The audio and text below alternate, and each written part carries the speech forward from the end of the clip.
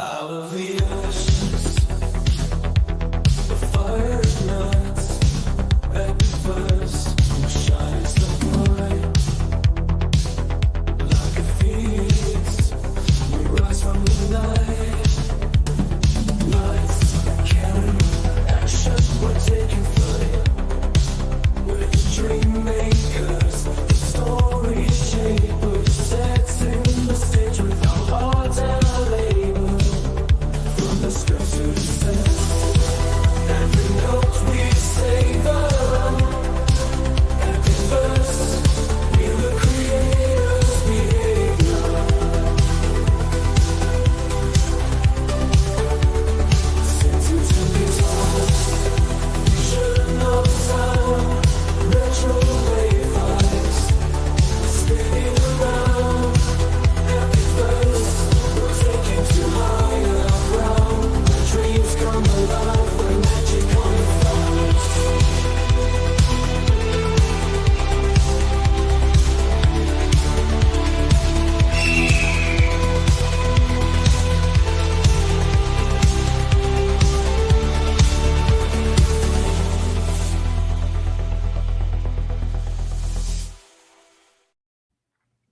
And ladies and gentlemen, hail one, hail all, and welcome back to another EpicVerse Uncaged episode. Good to be here with everyone. I see that you are all blowing up the chat already.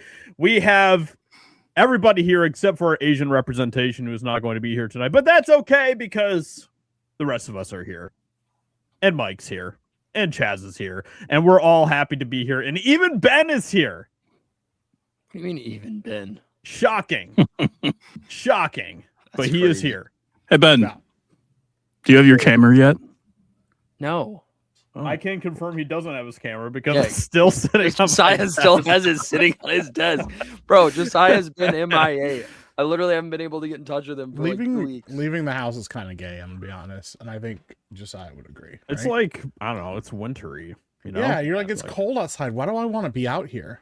Yeah. I feel that. I barely I've have been left having the enough house. bullshit having to deal with outside in the first place with clearing off my roof, and then Yep. some big fat truck got stuck in the driveway next to me today, so I had to go help them get out of the driveway. Unbelievable. And then somebody's battery literally died down the road too, and they're like, hey, do you have jumper cables? And I'm like, sure. So then I had to go help them. Today's been crazy. All sorts of people just having problems, and now Ben is still out here without a camera.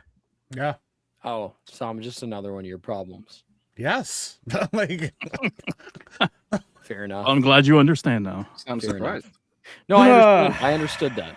I just needed to confirm it. But I will get the camera to Ben before next stream. I don't know if I want to fully commit to that, but Yeah, don't commit Tentatively. to anything yeah. We'll see if we can make that happen. I know everybody in the chat wants to see Ben's magnificent face, right? yeah. Yeah, totally. Right? You know what? Josiah, what are you doing tomorrow? You want to make a trip to go see Ben? That's not a bad idea. Ben, you want to have a little visit? Just a little boy Sure. time? I like myself a little. Never mind. I'm not going to finish that sentence. Sure. Come on, man. Let's Sounds talk about great. it. I got to put Josiah on Um, the spot on the stream, you know? Be like, hey, I drop mean, whatever you're doing yeah. tomorrow. Let's go see Ben. Isn't that exciting? Yeah. I mean, Yeah. sure, let's do it. Let's do it. Let's he sounds really sure. Get his Well, gun. actually We're off to a actually, great start here. I am more okay with it now because the roads are actually pretty nice right now. Yeah, Yes, the roads are dude. good now. Yeah. Yeah, for Sure. people that don't know, like Michigan has been cold, but it's not. It wasn't like a normal, like, oh, this is just winter as usual. There's been like there was like a layer of like ice everywhere that like furrows over the roads, and the roads have just been terrible. Like it's been bad. Oh man, it's been horrific. Yeah, I've lived here I my live whole on a life, dirt and I'm road, like, so our dirt road still has like a layer of ice on it that's super slick it's right even now worse. too. yep, So yeah, good you times. just gotta But hope the it gets warm paved enough to roads are like, nice. yeah, like melt like a couple ruts in, so you can just kind of like get a little traction on the road. Yeah, Yep. You can't even walk on the road right now. Like you will literally Nice. fall straight on your ass. So yeah, good times. rough, man. Yeah, But we're out here, you know. We're out here. Yeah. We Yeah, exist. we're making it happen. Living. Ben, it sounds like you maybe deep throated a little bit too hard. Hopefully you're feeling okay. Yeah, deep throated the virus too hard. Oh, yikes. Yeah, I'm doing all right. I've just been sick, so I'm trying to get over that and been very busy with work. But other than that, I'm good. I've been writing a lot recently, which is good. So I hadn't written in Another months. Milking Farm sequel. Bro, you know it. It sold like crazy last time. So I got to continue.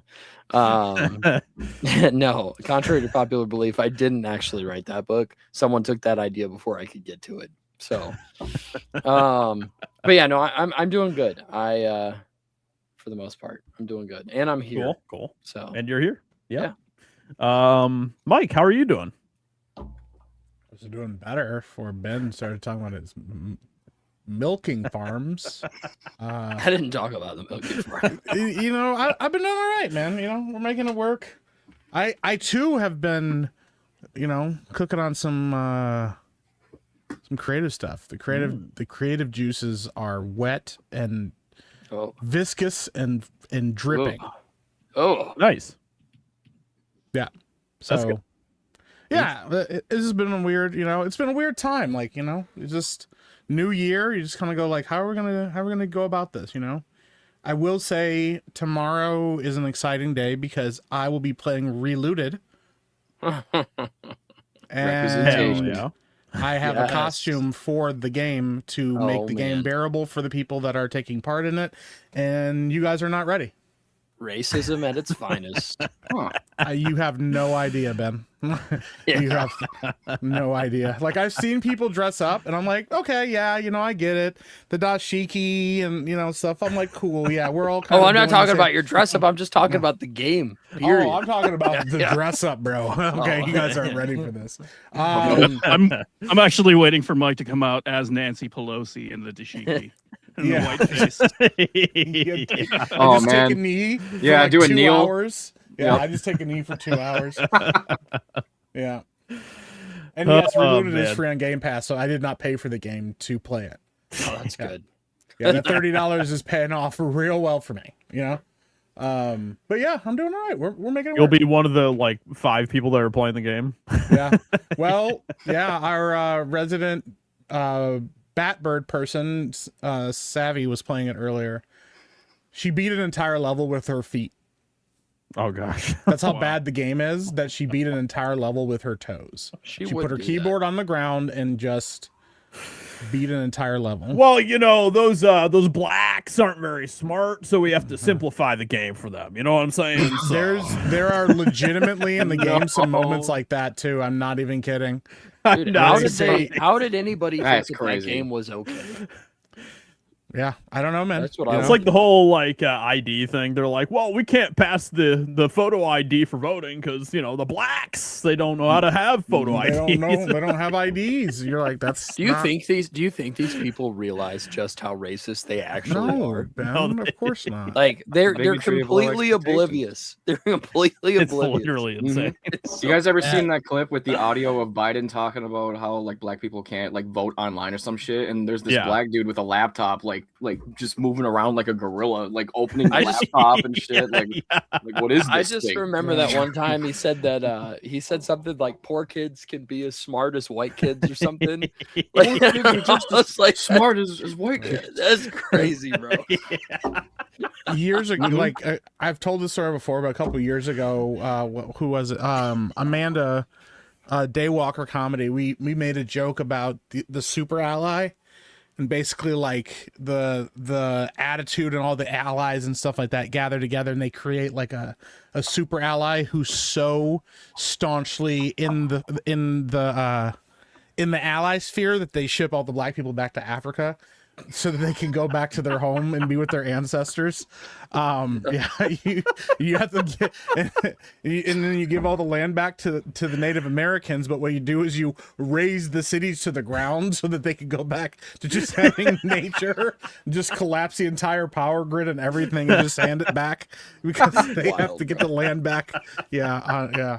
Here's your yeah. sticks again and your rocks. Yeah. Yeah, well, I mean, there might be a really good reason why this game has had less than 100 concurrent players on Steam. Yeah, dude, it's just the whole thing is just wild, man. I mean, It's I been a can't believe it. spectacular flop, and I love it. I'm very Yeah. happy to see that. So. But it's great for the memes, man.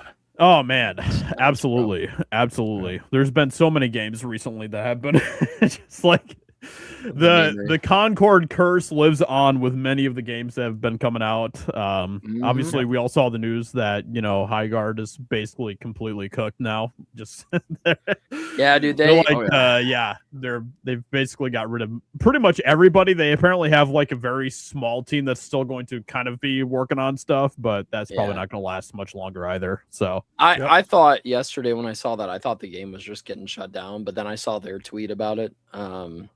And I was like, okay, well, I guess they still think there's something there. There was just so it's many, over, bro. Just like, just throwing it the right, exactly. You just might as well just over. Yeah, you might as well just say it's done and save Exactly. everybody else the pain. Yeah. Because Yeah. like that You the whole literally have situation- you have to shut this game down and start from scratch again. That's the only thing you can do at this point. And I think it's actually kind of sad because the entire situation, like literally every single thing to do with the game feels like I don't know, a waste of energy, because they had all the stuff with Jeff Keighley gushing about it, which set in a completely unrealistic expectation about a game that wasn't ready to come out, right? It just wasn't ready. They needed to refine the idea that they had for the game. Instead, I think they tried to do too many things and they ended up doing nothing particularly well. You know what I mean? And it was like, it felt so half-baked at its core. Like I went back and played it when it was with the 5v5 update, and I do think that added a little bit to it, but it's still the core of the game just didn't feel right. Something just didn't feel right, and I couldn't even put my finger on it.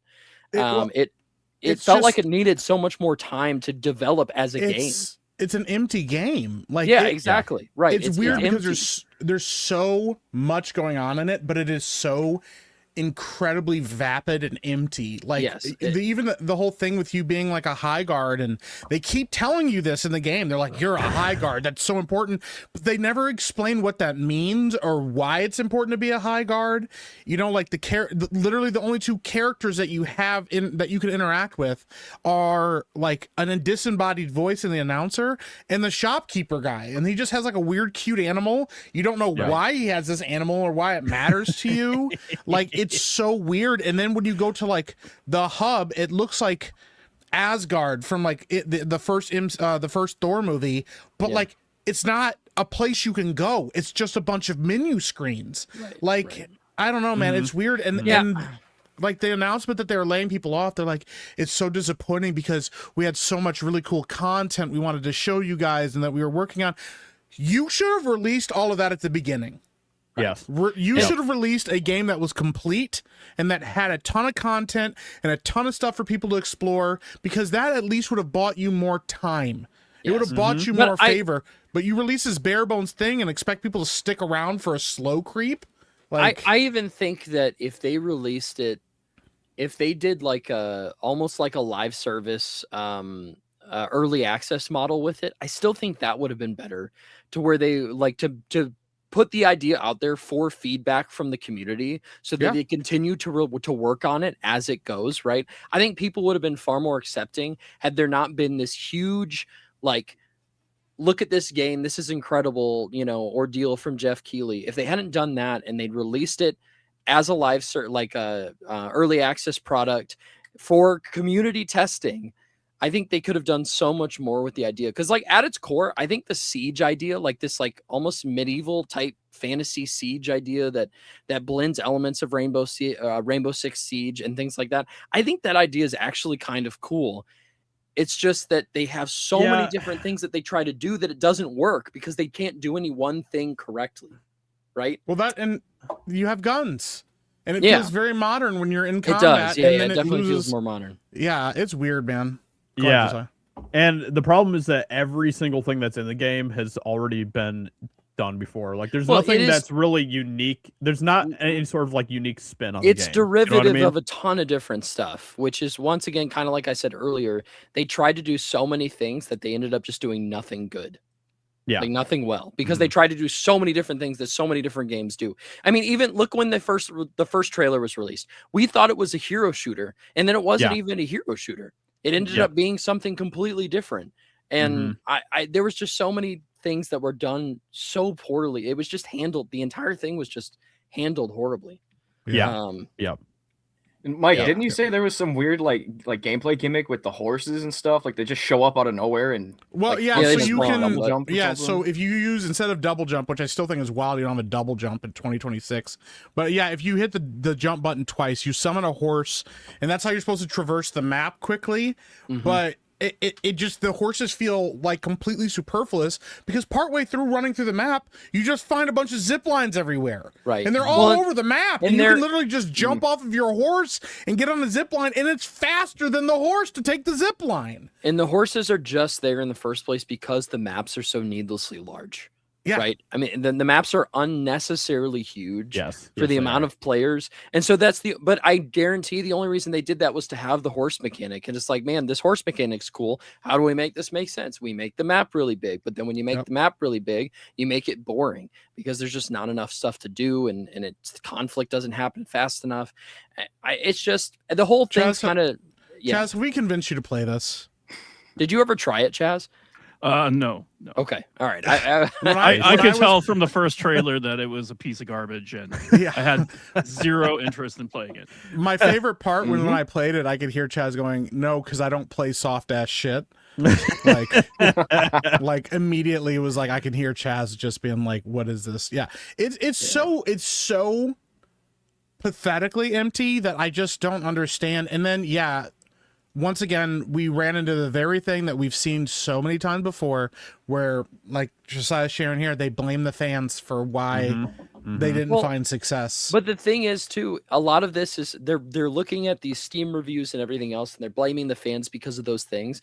But I guarantee you that rating wouldn't have been near as harsh if they had not hyped up this game, or if Jeff Keighley had not hyped up this game like the best thing since sliced bread, and if it had been released as an early access model and not as a full release game that they've said is complete, right? They completely set the wrong expectations for gamers entirely. So of course gamers are not going to react, happily to that. They're going to be leaving you bad reviews because they're reacting to the product that you gave them, that you set as a finished product.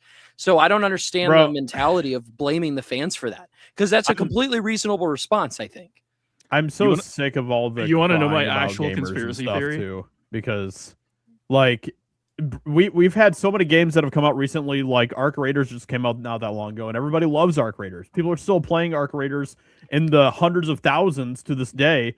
Yeah, like this completely destroys the entire narrative that these people are trying to run with, that there's so much toxicity in the gaming community right now. It's like, no, if you put out a good game, people are going to play it and love it. It's really that simple. For sure. And like, sorry, Chaz, you say what you're going to say, and then I'll Oh no, I was just thinking, what if Half-Life 3 actually was supposed to be announced there, and because they had to pull that out at the last minute, they were like, oh no, what do we do? And just picked the game that they knew was gonna like crash out. See, but I don't know. I mean, once you said it was a conspiracy, but I read somewhere, I don't even remember what I was reading this, but I read that Jeff Keighley thought the game was so good, it wasn't originally going to get that final spot.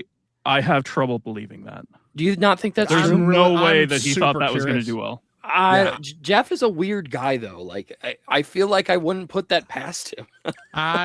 What do you think is going on here, Chaz? Like, I think any executive that looked at that would have been like, no, that's DOA. Right. Like it's not. There's too many things going on. It's not focused. Yeah. And before you put out a game, there should be massive focus testing to be like, hey, is this something that people even want? yeah. Bro, Well, let's read this. If you want to start This over, is I'll just read lightning this. in a bottle. Yeah. Everyone I knew who had crazy, any dude. connection to the team or project had the same sentiments.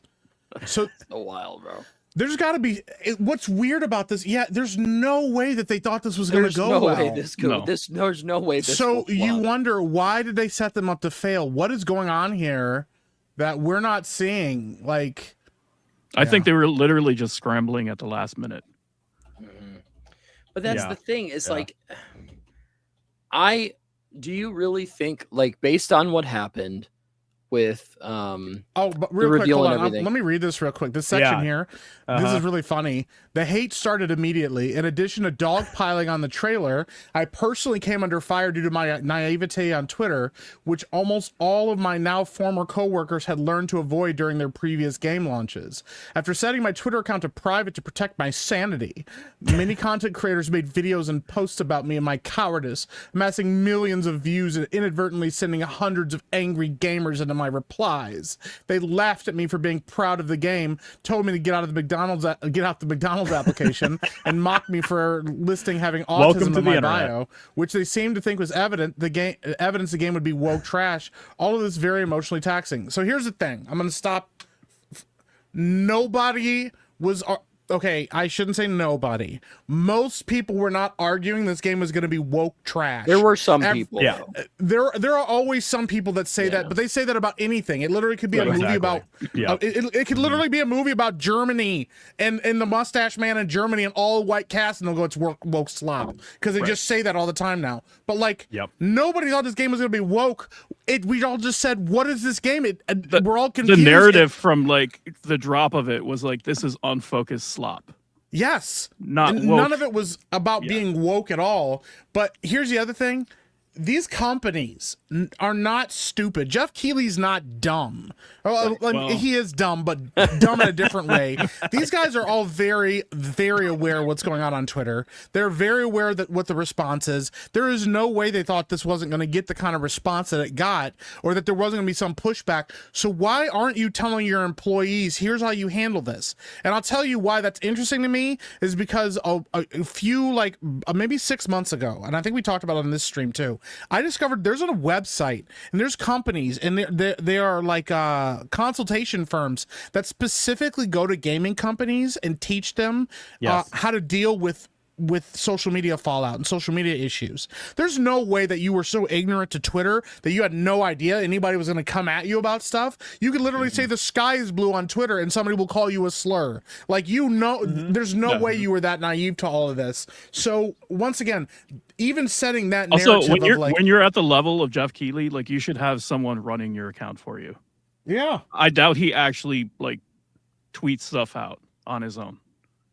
I really don't think he has the time or inclination to do that. No, I'm just like, there's no way that he didn't know what was going to happen here, or that his team didn't have any idea what was about to happen. This feels deliberate because they know that they can come up with spin a narrative out of this. Exactly. I think this is all like a deflection.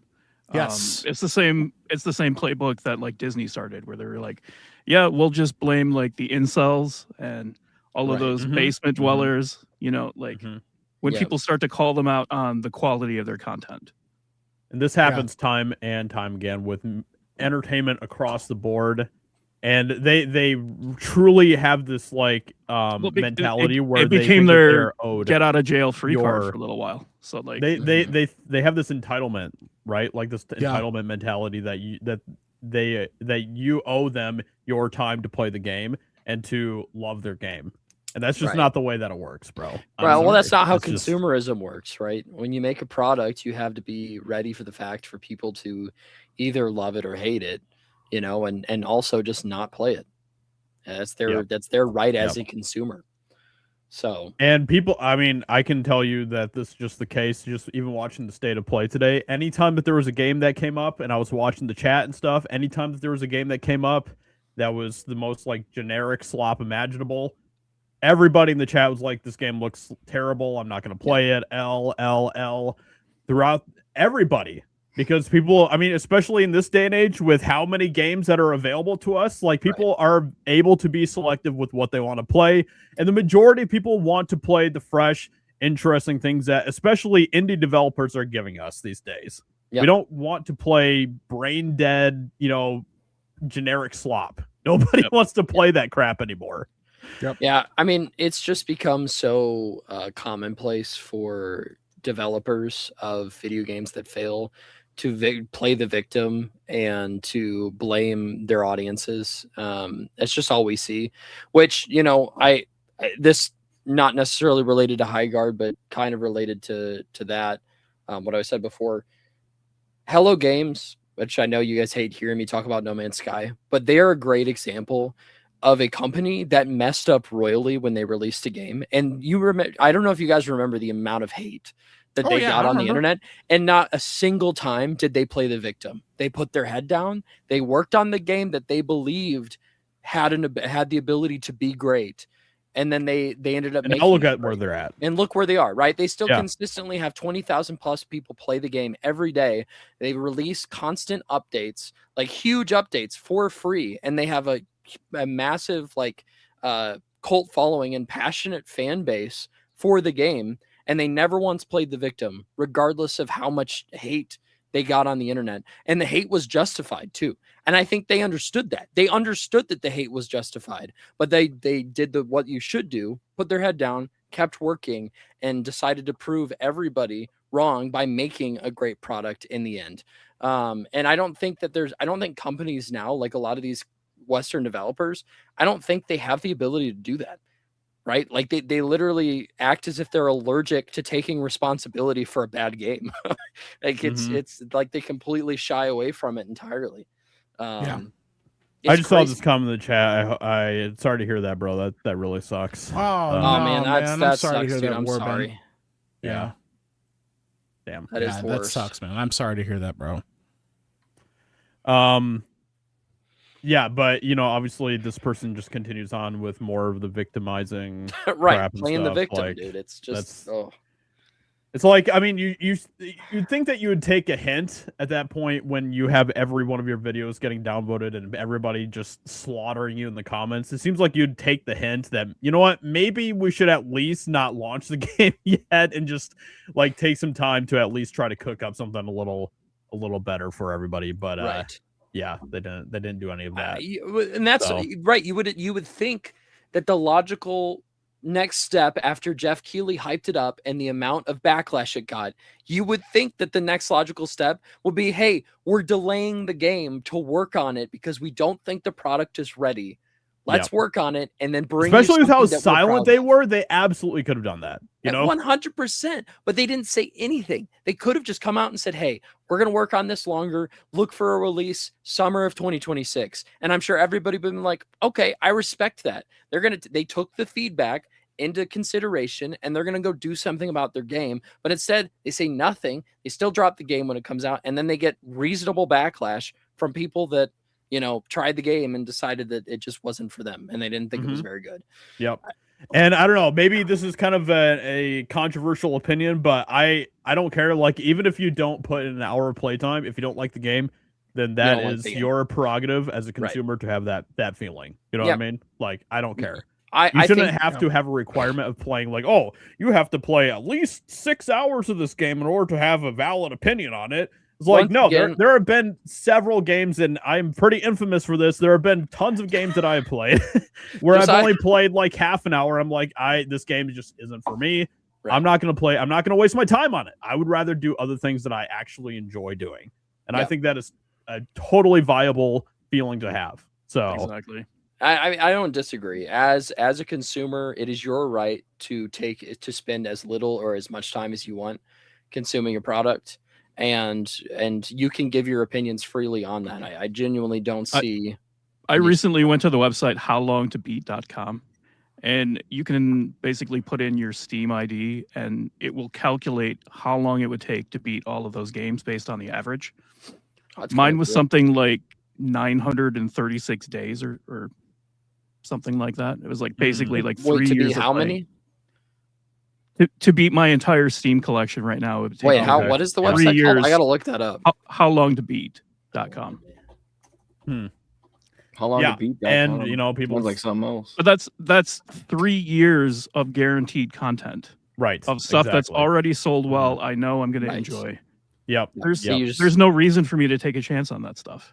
Yeah. And I feel like when the economy is the way that it is right now. Inflation is crazy. You know, like people want their dollars to go further, and they're going to be a little more like specific about what they spend it on. Yep. And they're not going to take a Mhm. chance on something that definitely looks like it's going to flop. Yep. So, Like I Yeah, said, with everyone's time being able to be so selective these days with the types of games that we have out there, everyone's time is precious, and you really have to fight to get people's time to play your game these Yeah. days, and Yep. that's just the way it is. Even free to play stuff, and I know people say, "Oh, it's free to play," yada yada yada. But even free to play stuff, it still takes you time to download it and check it out, even for a little bit, right? It's still time out of your day, even if it's free to play. So yeah, I mean, you got to respect the consumer's time, regardless of whether your product is $60 or whether your product is free. Yep. 100%. Yep. And I'm sorry, but like what these developers are doing now, these ones that are being laid off, by crying and bitching about this online, that is not going to help the game for the core people that are still there trying to support the game. Like that's all that's going to do is just turn off more and more people from wanting to try out this game. yeah. That's all people are going to remember too. Yeah. Well, right. Exactly. Once again, it's similar. Like, just to use the Hello Games example as like a contrast, they had so many people that just didn't care, didn't want to play the game, and that have since come back in years later because they put their money where their mouth was, and they made updates, and they never once lashed back at the fans. Not a single time did they lash out at gamers. Not a single time. And gamers receive that, and they respect that. And if you want gamers to come back and give your thing a shot, you cannot just blame them for everything and yell at them and harp at them online. You just can't do it. You can't do it. I think the problem is that in the last 10 years, companies lost their fear of the consumer, and they really need to get that back. I think it's the same thing with Hollywood, right? Like, yeah, they're just actively hostile towards their audience. Well, look at It's Marvel. like, how do over they the expect last- them to react to that? Yeah, look at Marvel and Disney over the last 7 years, right? Yeah. 7+ years. That's all it's been, is hostility towards the fan base. But then you look at the creators of Sonic, who literally did the polar opposite of that. They released a product that everybody said was horrible, and they were like, all right, we're going to fix it. And then they fixed it, and now people love it. Sonic is a beloved franchise now, like movie franchise with people. They listen to their consumers. Right, exactly. They listened, but we just we don't get any of that anymore. It seems doesn't easy happen. when you say it out loud. It's like, yeah, it's like, I guess crazy. That's wild. That works. Who would have thought? Yeah. Or you could just put out, a great game for the get-go. Yeah. Right. Yes. You know, Right. like- There's two options. Either you release a game that doesn't make people happy and you fix it, or you just release a good Or game. you to could begin actually with. just, I know it's mind-blowing, put out like an actual good game. I know that's like crazy. Dude, I saw someone mention in the chat, have you guys seen the stuff about Ashes of Creation? How familiar are you with that story? I'm like, not do you- familiar with it very much at all. Okay, Chaz, I feel like you would be familiar with it a little bit. No, not at all. Nope. I Okay. know about it, but I don't know a ton about it because I went to go play it and I saw a bunch of people say don't touch this game. So Yeah. So I pledged not pledged money on their Kickstarter, but it was a Kickstarter MMO that they did pledges for, I think back in like 2016 or something like that. It was years ago that they started development of this game. It was self-funded by a guy named Steven, can't remember his last name. Steven, I'll remember it later, but whatever his name is, he was the one who was putting the funding behind it, not Stephen King, on top of the crowdfunding that they did. So I think they raised like multiple, like $3 or $4 million, and they were going to make this like groundbreaking MMO. People who play MMOs were pretty up to date with it. It was like the top anticipated game because there were so many different things that they were going to introduce, like creating cities with communities and everything like from the ground up. There was a bunch of wild, innovative, like groundbreaking stuff that they were going to bring into the MMO genre. And so it was a huge deal. So over the years, they also took more money by like pledging money to join alpha tests that they did every once in a while to like gamers come in and like try bits and pieces of the game. So I pledged money a long time ago for one of those alpha tests to be able to try the game out and see how it was. And And then they just recently, I think it was like end of last year, they announced that they were going to put the game on Steam in early access and release it for $40 in early access on Steam. And then not even 2 months later, I think it's maybe 2 months, they Steven, the guy who created the game, was like the owner of the company, like released a message on Discord talking about how the majority of the team was getting laid off and they were basically shutting down the entire operation after 10 years of fan like investment in this project, basically saying, hey, this whole thing's going under the rug and it's not happening anymore. And what makes it even more shady is the fact that on the Kickstarter page, there's like a stipulation that if it doesn't get completed or if the game is never released, fans won't get their money back. Like they don't have to return their funds. So because they released it on Steam, they no longer have to return the money to those Kickstarters. And so what people believe now is that the entire thing, at least some time in the last 2 or 3 years, became a scam, that they were going to release it on Steam to just try to get the money from those people and never have to give it back to them in the first place. It's absolutely crazy. A wild rug pull. Like, just if you guys want more of the story, you should go read into it because it is nuts. There's like court cases going on with this company and with Steven, whatever his name is, and these apparent peoples who they were going to sell the game or the company to. It's just wild. Tons of people have lost their jobs. The game's completely non-existent now. Like, you can log on, but it's dead servers. It's But Ben, just the mind bigger blowing. question is this a bigger scam or is Star Citizen a bigger Well, scam? this has been proved to be a scam now. But there are a lot of people who also know about Star Citizen who are scared that they're going to do the same thing at some point. And I don't blame that would them. be even worse for Star Citizen. Right. I don't blame them. Well, you mean because it's like they've raised $800 million plus. Don't they for literally their have like ships in the game that are worth like $40,000 or something Yes, like dude. that? There's Like, literally a package you can buy on their store for like 45 or 50 grand. that's It's crazy. dude. And like That's wild. the amount of whales that would be like, their life would be over if they canceled that game and they like pulled the rug out and they were like, yeah, we're not doing this anymore. So Oh man. So yeah, the difference is they do have a playable product.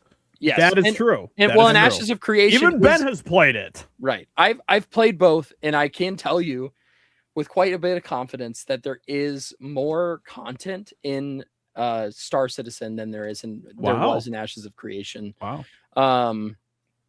But that's also not saying much. And it also, Star Citizen has raised $800 million.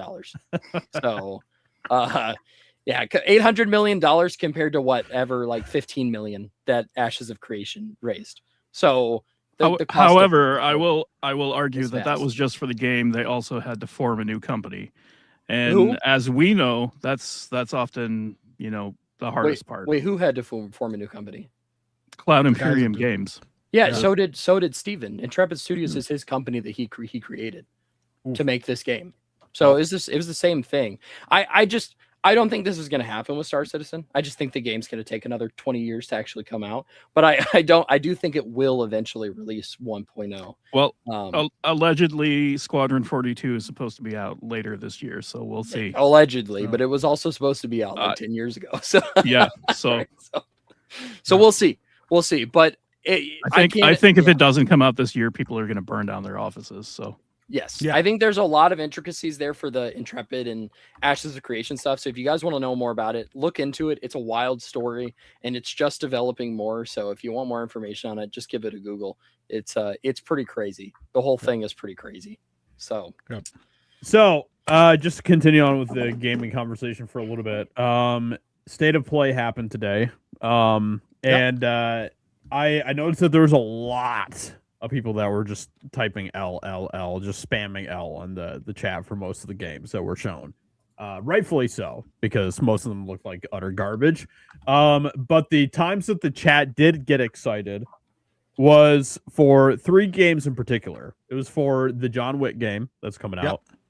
out. It was for the God of War trilogy remake, and it was for the Black Myth chicken Chicken Little 2 game that's going to be coming out. Yeah. So those were the 3 games that the chat lit up for, which I thought was very interesting. At first, like so there's this game that's going to be coming out that kind of has similar play style to like Black Myth Wukong. It's kind of like Souls meets like action and stuff, and it looks really cool. And when the chicken first shows up on screen, you can just see like the whole chat is like WTF, WTF, WTF and stuff. Right. And then they're like, wait a minute, this is actually pretty cool. Wait, what were you Would you be able saying? to pull that up? Yeah. And dude, like immediately everyone just started memeing it in the chat. Everyone was loving it. It was just fantastic to see. You could tell that this is a game that the internet, I think, is really going to get behind. So I didn't get a chance to see any of that today. I can pull up the full teaser. I can try to find it and stuff. But this is the reveal of the. Actually, yeah. Let me find the full trailer here. Because it actually, like, just a little bit I've seen from it actually looks pretty good. And I was like, what are we doing? Mm-hmm. This is a game about a chicken? Like, yeah. Dude, Yeah. it looks so good. yeah, dude. Yeah. It looks nice. Okay, here's the trailer for it here. And obviously, you know, I was pretty excited to hear that we're getting like the God of War trilogy remake and all that stuff. But this, besides that, and I mean, the John Wick game looks pretty cool too. This was the game that really got me hyped. This game right here.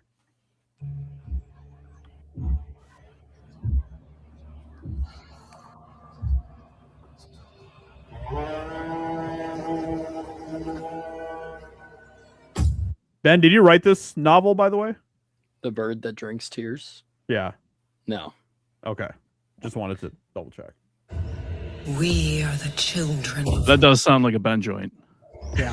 one of a goddess. You filthy creatures. Faithless, soulless, unclean. This world was never yours to keep.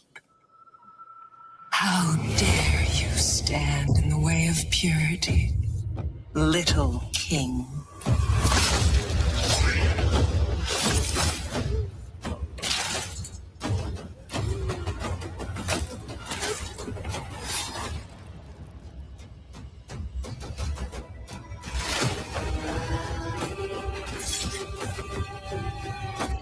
Yeah.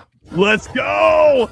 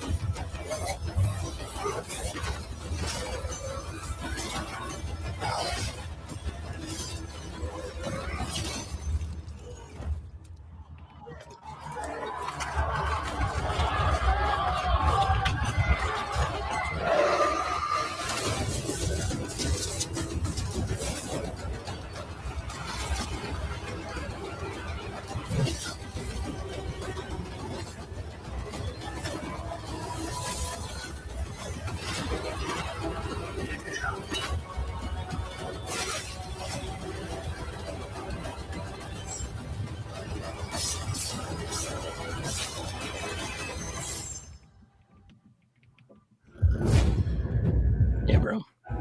Hell yeah, brother! That is nothing short of incredible. That That is actually looks pretty amazing. rad. Yeah. The fact that Dude, they and they did have this- hordes. They actually have hordes of enemies that you can just slaughter, The bro. I fact- can't remember the last time we've had a game like that. Oh my that was the gosh. chicken. the fact that there's anybody that thinks that looks terrible, it makes me have zero faith in the gaming community. To be entirely honest with you, because that looks sick. So, Yeah. I have not seen like I mean, I haven't seen personally anybody that's been like super negative about that game. So I think it looks that looks pretty freaking awesome. So sign me up. yeah. So all of PlayStation's other bullshit that they showed, nobody was like excited. I guess the other game that people were pretty excited about was the new Resident Evil game. Obviously, Well, that one was a obviously, pretty yeah. big hit, but Yep. they have like all these like I don't know, kind of soy queer games that they're coming out with, and everybody's like, yeah, we don't care, bro. At We the want end to of be the a day, chicken that's slaughtering hordes of dudes. That's what we want to be. it was like So- the chicken, and then of course everybody's excited for those heavy hitters like God of War and Resident Evil, right? The big names in gaming. But other than that, I think it's just the majority of the stuff. It did not stand out to me at all. Yeah. Yes. Yep. Exactly. I am very intrigued about the new John Wick game too. Actually. So Yeah. Yeah. Yep. I'm very think interested to that's see how kinda that rad. plays out. I mean, Apparently, the game is gonna have a lot of gung fu and stuff in it, which will be really cool. So, yeah, and Keanu Reeves is obviously gonna be in it, and apparently it's like set in the John Wick universe. So, Yep. could be And pretty it- sick. It That's sounds cool. like it's going to be actually part of like the canon, the official canon Yeah. or whatever of it. Mhm. Yep. And Chad Stahelski is also working on it. So with them. Dude, that's Yeah. huge. That is So huge. they're they kind of announced like it, and I'm like, oh, you guys are kind of putting out bangers right now. Like I ain't mad at it. Yeah. Hell yeah, brother. Yeah. Good Yeah, stuff. I think it was about time. I think it's funny. I feel like it's a little bit too late now. Personally, like I still think it'll be good, but it's like if they had released this like 3-4 years ago, I think it would have been way more hype than it is. But that's all right. I wonder if they'll follow this announcement up with like, cool, there's this game, and then John Wick 4 or something. Yeah. Yeah. Yeah. I kind of suspect that's what will happen. And surprise, John Wick is still alive. Yep. Bro. Well, we're definitely getting a John Wick 4. We know that, and they're not gonna, with the way that the ballerina went down, they're not gonna let that franchise stay the way that it, leave that the way that it was, because I mean, ballerina obviously wasn't very good and wasn't very well received. So It was okay, but like yeah, she really couldn't carry that movie in the same No. way that Keanu Reeves could. no, It's just you're absolutely correct. Yeah. she's hot, but she doesn't have the charisma for that. She's hot, but she doesn't have aura. Yeah. Yeah, there's something about the aura. Well, yeah, you have to find the right person for the vehicle, and then also like, and nothing against Ana de Armas, but like, I don't know what it is. Like, you had Halle Berry right there, like pleading to do the work and get in there. And I'm not saying that Ana de Armas didn't do work to do what she did or be with, but there's something about feeling like the person that you're watching is just as committed to the project as you are to enjoying it, that like kind of sells it. Cause like Keanu Reeves is not like he's not like gonna blow your mind with his acting prowess. He never has been like considered a great actor. He's a good actor, but like he's kind of committed to this role. You know? Like he's fucking John Wick, bro. Like, yeah. he just personifies that character so freaking well. So Yep. And I saw somebody actually mention this the other day, and I thought that was a really good idea. I think it was Disprue might have mentioned it. That the guy with the dog in John Wick 4, the John Wick 4, John Wick 3, don't know, whichever. 4. Yep. 4, that he actually should have been replaced with Ana de Armas's character. That should have been her introduction into that universe, and we should have seen her like maybe in the background and stuff, And I'm like, that actually could have been a good idea. I would have enjoyed that, Yeah. But yeah. 'Cause, that character was kind of disposable. So Yeah, I did not, like I liked him for what he was, there for, but they just kind of threw in another dog, and you're like, yeah, but like Halle Berry's dogs are cooler. yes, yes. Yeah, but this isn't even like a dog that John Wick can take with him. So like now I'm like really not interested. Like, yeah. They just wanted I would like love a reason. Halle Berry in this universe for sure. Oh, So, dude, yeah, yeah. she did a great job. You know. Yep. Yep. Yep. Yeah. And she worked so well with those dogs too. Like, Oh yeah, dude. didn't she like? I I thought there was She like trained them herself, I believe. That's what I thought. Yeah. Yeah, so she worked with the trainer, and then they were like, well, we can do the commands and stuff. And she was like, no, I don't want that. I want to be able to command them, like, and stuff. Yeah. And they were like, well, this can be tough. But yeah, she learned the commands, and she learned how to work with the dogs and all kinds of stuff, dude. Like, yeah, she put the work in, man. She really did. And that was like the part of it that really worked. She also worked out hard and stuff. And I know we've talked about this, but I always think that people deserve to be praised for when they do correct. And yeah, she had said to them, well, why is Keanu getting up at 4 a.m. to do all the work? And they're like, well, because he's a star and blah, blah. She goes, if he's doing that kind of training, I want to be doing that kind of training because I don't want it to feel like I'm just here getting a pass. I want to put the same kind of work in. And yeah. Yep. Yeah, and she delivered. She was fantastic. She did. So, absolutely. And yeah, I'm trying to remember because I think weren't they planning on aren't they working on like some sort of spin-off thing with like Donnie Yen too and yes, Kane that's what I've heard. Too. Yeah. Which So- I mean makes sense because Donnie Yen Kane was an huge awesome star. character too. It's an interesting universe, and I like the world building that they've done. I think Yes. some of that stuff was very cool in the ballerina. My issue was Yes. that there wasn't enough of that. They didn't lean into it hard enough. I agree. Yep. Yep. I 100% agree. Yeah. It didn't feel like they really like fully believed in what they were selling. They were just like, oh, here's a cult. And it's like, well, why are they a cult? What do they believe? Why are they like allowed to exist by the Assassin's Guild? There's so much there to explore, and they just didn't do any of it. Yep. I agree. The concept of it was very interesting, but Yep. yeah, they didn't do a whole lot with it. So I'm hoping that we get to see a little bit more of that stuff in like future media. Me too. Yep. There's world building done right, and we've seen world building done wrong plenty of times.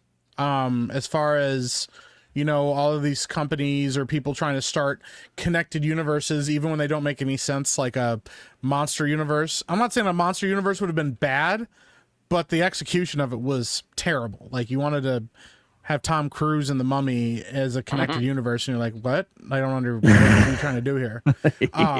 But like, I feel like we almost need to watch that trailer again. right?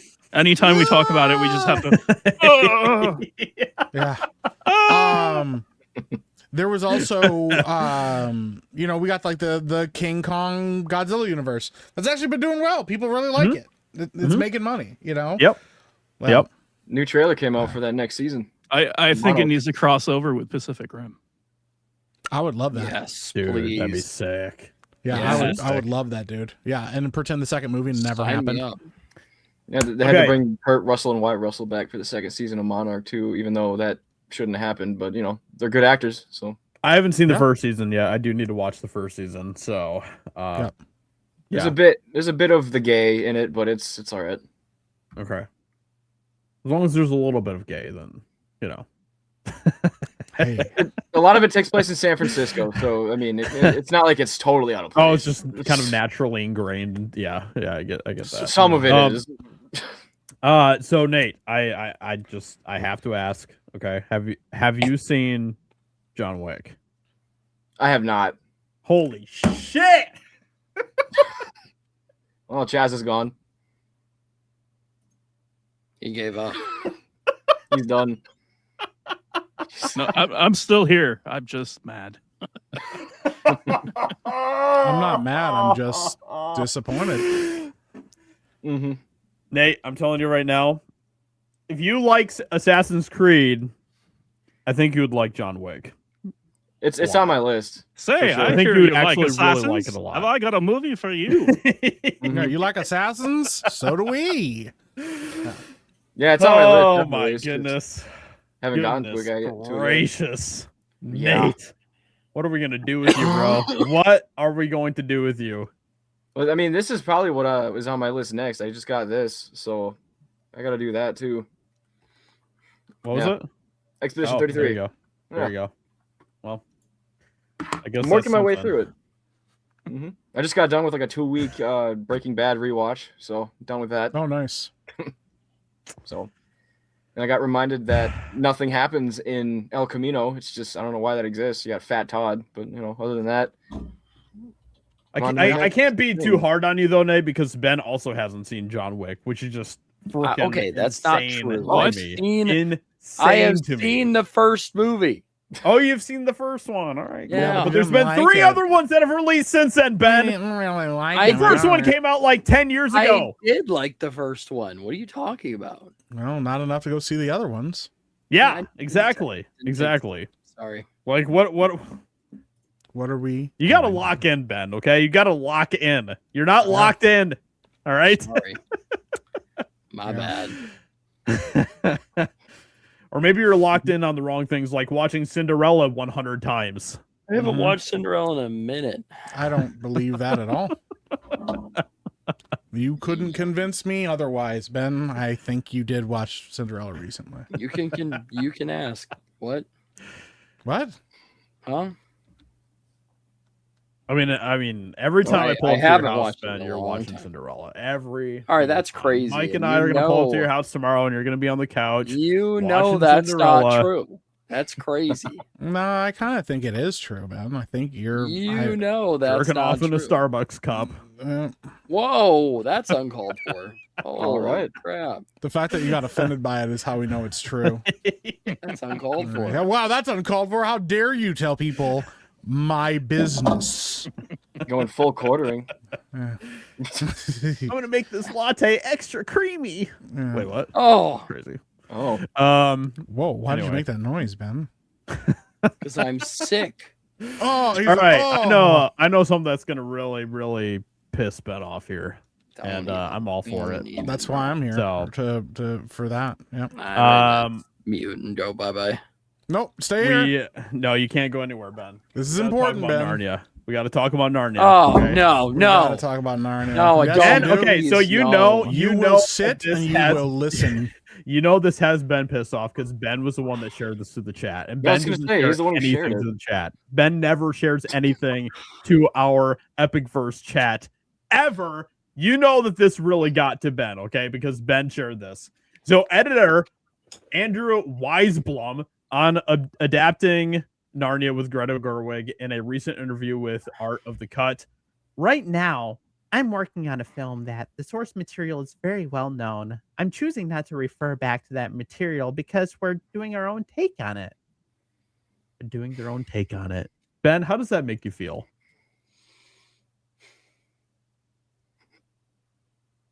Narnia. These are some of the most dumbass, shit licking, stupid ass pieces of garbage on this planet. And the fact that they would say, the fact that they're trying to adapt one of the greatest literary pieces of fiction of all time. Well, I mean, hey, let's not Hey, get whoa, crazy. no, Like, Chaz. I don't want to hear it from you. The fact that they're trying That's to all they're right. trying to adapt one of the greatest pieces of Listen, fiction. C.S. Lewis is perfectly fine. Whoa, oh, okay. All right. Okay. He's I no can't. Tolkien. But the Ben. fact, True. That's another True. matter. Go ahead, Ben. the fact that they are talking about adapting this story and then proceed to say Well, that's the thing. They're not that adapting they're it. not adapting this story Mhm. is mind blowing to me. I'm choosing not to It's a bold refer back choice. to that material. Like, okay, I'm choosing not to refer. and that makes it even worse. The fact that this is just a choice, right? There's not studio interference. No, it's just a choice to not pay attention to anything, any of the incredible work that was done by Lewis with these stories. And then on top of that, you already know how angry I am about the stupid Aslan stuff. This just makes it worse because they already were making Aslan a woman, but at least they could still kind of follow the story. But no, guess what? We're going to make Aslan a woman and we're not going to follow the story. We're going to make something completely new. That's crazy. I don't know. It sounds like I think, toxicity to me. me, this sounds like a great recipe for your show being dead on arrival because nobody is going to watch that garbage. Nobody. I don't. Do they understand? Do they understand the amount of people that have such a large connection to the Chronicles of Narnia? Do they even understand? Can they even comprehend the amount of people that have such an attachment to the story? Like I just don't get it. I for one, I'm glad they're adapting it for a modern audience. It's about time. Just consume product. Finally, somebody had the bravery to do it.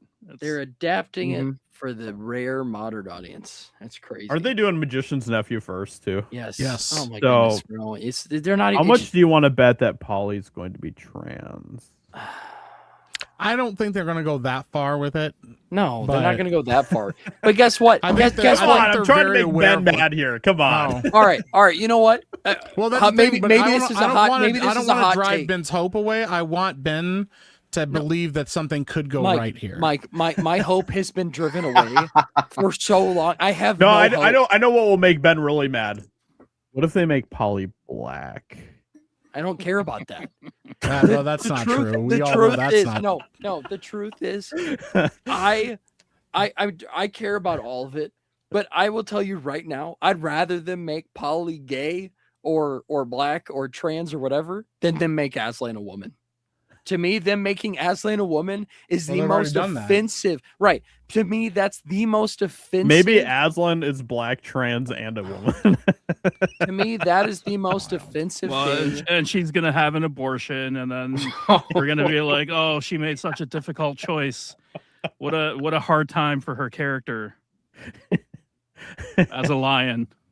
She aborted her cub. That's crazy work. I mean, there's precedent for it. I literally, the minute I saw this article, I went to my wife and I was like almost unbearably angry. I've gotten a lot of my anger out of the way.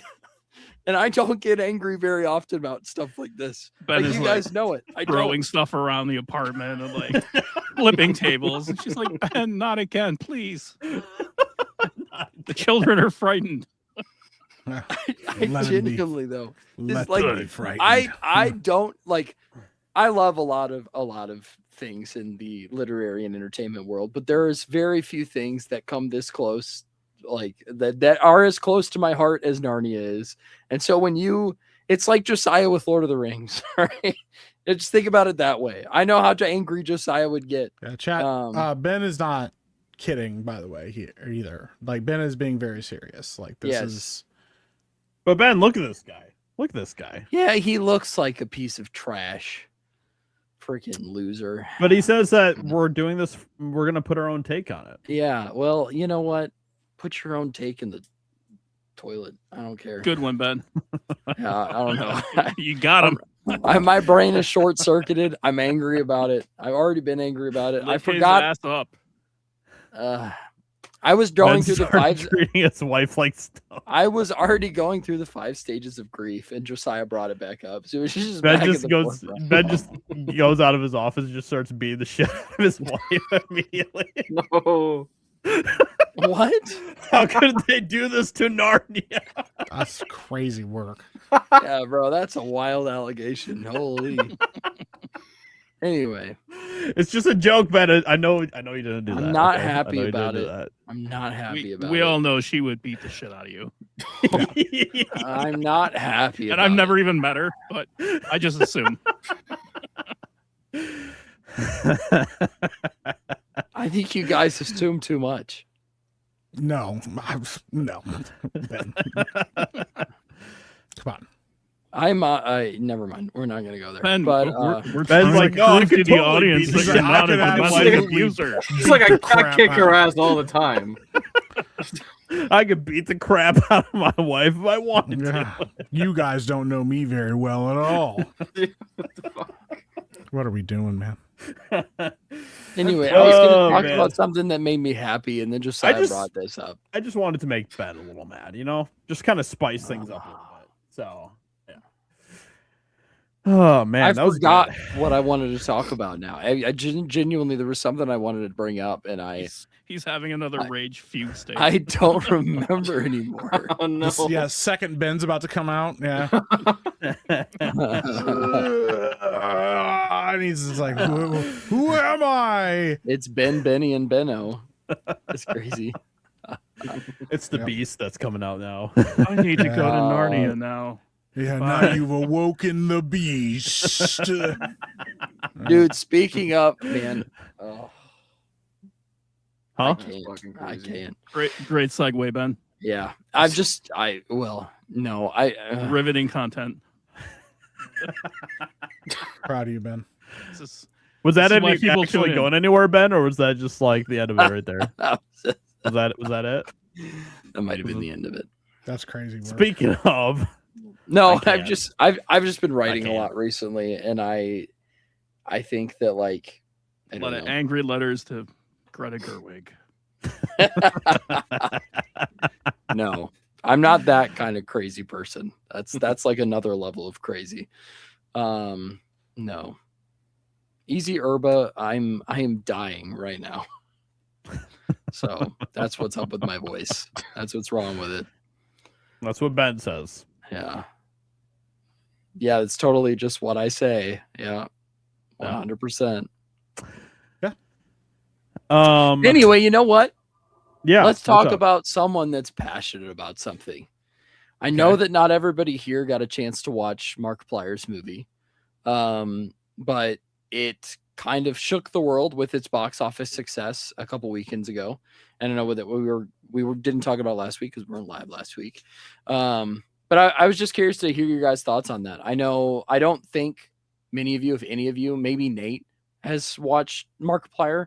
But I've watched his content since like 2013, since like when he first started making stuff on YouTube. So I was just really happy for him and his success. But not only that, I love seeing people make their own thing outside of studios and studio interference and having it be successful. I think that's awesome. I think that anybody who's creating anything like that's something to aspire to get to that point where you can gain a trust from an audience and a fan base that will come out and support you regardless. And I just think it's a really cool story. I love that he went neck and neck with like Sam Raimi's movie, which is awesome, right? Like that's one of the biggest horror directors in like names out there, even though he hasn't been like making a ton of stuff recently, but he's still one of the big names in horror. So to go out there So and I don't think he's a horror. Like he's, like he might like to party a little bit, but like Oh he's my hardly goodness. a horror. okay, sorry, I'm just trying to talk. Just apologize. But anyway, I just thought that was awesome, and I know that you guys can definitely respect that, regardless of whether you're a fan of Markiplier or not. But yeah, it was I thought it was a very cool movie. There were definitely things that I had some issues with, just narratively and pacing wise. But I think overall, like if you enjoy cosmic horror and weird effed up stuff, then you'll enjoy it and you'll have a good time watching it. It's definitely very strange. You're going to need some explanation after you watch it. But I like that about it. And I think it definitely found its niche and he's found his audience for the movie. And if you're a fan of things like that, definitely watch it. The amount of blood that's used, like I know he talked about how many gallons of blood he used. I 100% believe that now after watching the movie. Like the practical effects at the end of the movie were pretty crazy. I thought they were very impressive. Very, very impressive. Yeah, I just overall was really impressed with it. And I can't wait to buy it so I can keep supporting the movie. Yeah, So, same. Yeah, yeah. he said he's gonna try and release physical releases, I believe. So yeah, I'm looking forward Yep. to that for sure. Yeah, I know And- he's making a point to do that.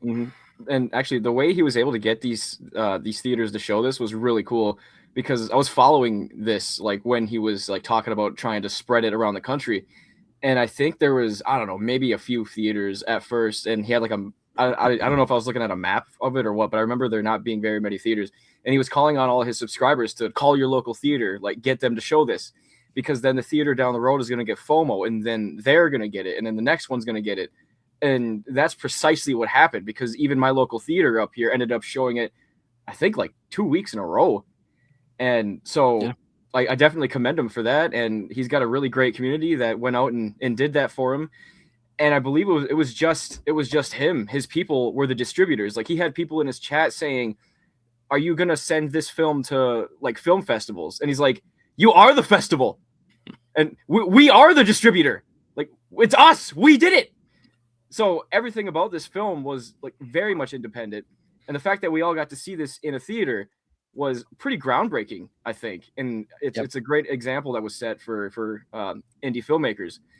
And as far as the film itself, actually, I released my first criticalist review on this, and I gave it a 73 because there's a lot of love put into this movie, and you can really sense that, because even just following Mark and his progress on this film, like, he was supposed to be in, I believe, the first Five Nights at Freddy's movie, but he couldn't because he was making this film. It was like 3 years back, and I think he first played the game 3 years back as well. So I remember seeing that gameplay, and I was really intrigued by the premise of this fictional universe. It's got some really great ideas. And I think one of my biggest problems with the film is that they try to explain the lore and the setup in the background for this movie, but they don't do it in a way that the game does, because the game kind of just lays it out. They're like, yeah, this is what happens. Exactly. Yeah. And that's the difference between the game. You're reading things as the player, things that, let's say, the character probably already knows, but as the player, you're reading these things for the first time. But you got to tell that differently in the movie. But the way the movie does it, it does it in a way where, like, it kind of does this thing where the characters are sort of speaking almost like more poetically than realistically. So you almost have to, like, as the audience, interpret what certain people are trying to say, but you can pretty much get what's going on if you really pay attention. But I think for normies and people who are unfamiliar with the Iron Lung game, they might struggle with what's going on. Like, I remember Jeremy said he watched the movie, but he didn't know what the fuck was happening. Yeah. And I think that might have been the case for a lot of people. Like, my reaction, I went and saw it with my sister, and I like turned to her at the end of the movie. Different sister. Come on, I turned to her at the end of the movie, and I was like, I don't know what the heck I just watched, but I liked it. I was literally like, at the end of the movie, I was like, I have no idea what's going on. Then I went and watched. I did go back and watch like some lore stuff on the game and the universe, and it actually made me appreciate the movie more, having seen that and understanding a little bit better what Mark was going for in the movie. And but you got us all excited about your sister, and she wasn't even there. Oh, sorry. Yeah, and yeah, I really want to see it again. And then on top of that, honestly, my biggest complaint with the movie is the sound mixing. I think some of the dialogue is really drowned out by the music and the sound effects and stuff. I would love to watch the movie with subtitles. Very much would love to see the movie with subtitles. Yeah, but I know about your sister. Just talking about my sister. All right, but anyway, no, good enough in here. Shit. No hot sister would be worth having to deal with, Ben. That's crazy. Wow. I was so excited. I was almost there. Oh my God. It's crazy work, bro. Yeah, but anyway. Yeah. You guys need to watch the movie. I think. Oh, your sisters like beer. Cerveza Cristal. Like, as independent creators, definitely support the movie. And if any of you guys have ever dreamed about making anything, talk to the chat. None of us. I'm not talking to you. I'm talking to the chat now. None of us on the panel have ever dreamed about making independent projects. If anybody on the chat, I already talked to you as the panel, didn't say that, but as the chat, you guys have ever wanted? If any of you on the panel ever thought about making a movie, he's like, there's just guys out there that are doing their own thing, and it's awesome, and I'm just really glad for that. And I'm like, you guys ever hear about YouTube? Just go freaking watch the movie. Spider Chud, I did write a script for that movie. For what movie? So, Escape from Bro Island. Oh, I thought. Well, hold on. To be fair, AI wrote a script for Escape. Yeah, from Tarkov. I guided the AI to writing the script. Isn't there like a penisaurus in it or something weird Dude, like it's that? a Foodosaurus. Foodosaurus. Yeah. That's right. It was pretty incredible. Oh Yeah, man, I yeah, wrote a Iron Lung lengthy sounds ass really review for good. Yeah, I'll have to check it Yeah, out. I it was think- pretty Yeah. decent. Yeah, Yeah. I definitely think it I'll would. have to check it out. Maybe Josiah, Mike, and I will go see that tomorrow when they come visit me. Well, let's not. Get Okay, too let's not crazy. get carried away, man. Well, all right, never mind. Never mind. Ignore it. Forget the fact I said anything. Like- Yeah, the film is really good at like creating that atmosphere because it Yes. adapts the elements of the Mm. game pretty well. Actually, like the layout of the submarine like is pretty much identical to the game. And so, like, actually, there's a cool gimmick in there where, like, I don't want to spoil anything, but the way they work with light sources in this is kind of creative. There's some elements there that are a little bit forced, in my opinion, but there was still some pretty cool ideas. And I had some negatives that brought it all the way down to a 73 for me. Like, I don't know if it was just my theater or what, but there are some points in this film where I couldn't see a damn thing that was going on because it was It's almost a very pitch black. dark movie. Yeah, There, it's there very are there are some scenes where it's really, really dark. Yeah. And I don't know if Surprised you liked it anybody so much, Ben. yeah. Oh, So like I for just- me, Surprising. I have this I pet can't- peeve. I have this problem in filmmaking where generally speaking, I can't stand hallucinations in dream sequences. And I think a Oh, I lot of love reason that for that is probably just because like a lot of the times, and from my experience, it's not utilized very well. But in my opinion, if what I'm seeing on screen, if none of it is even real or happening, I just don't care and I lose interest. And there's a little bit of that in this film. And I mentioned that in my review, but it might work for some people, but it goes in a direction that the game doesn't. And I think, in my opinion, the film kind of suffers because of that. Like in the game, everything you see is real and you need to take everything you see very seriously if you want to progress. But you know, with the direction the movie went hate in, it was a the whole little bit dream different. cop out thing. I hate that it's so not. much. But I would not say it's a cop out in this movie. I would say that it adds to the cosmic horror element of it, where it adds to the element. Like this entire movie is very cosmic horror. That's what it is. It's Was it's it in a almost dream? like no. Not it's not No. a dream.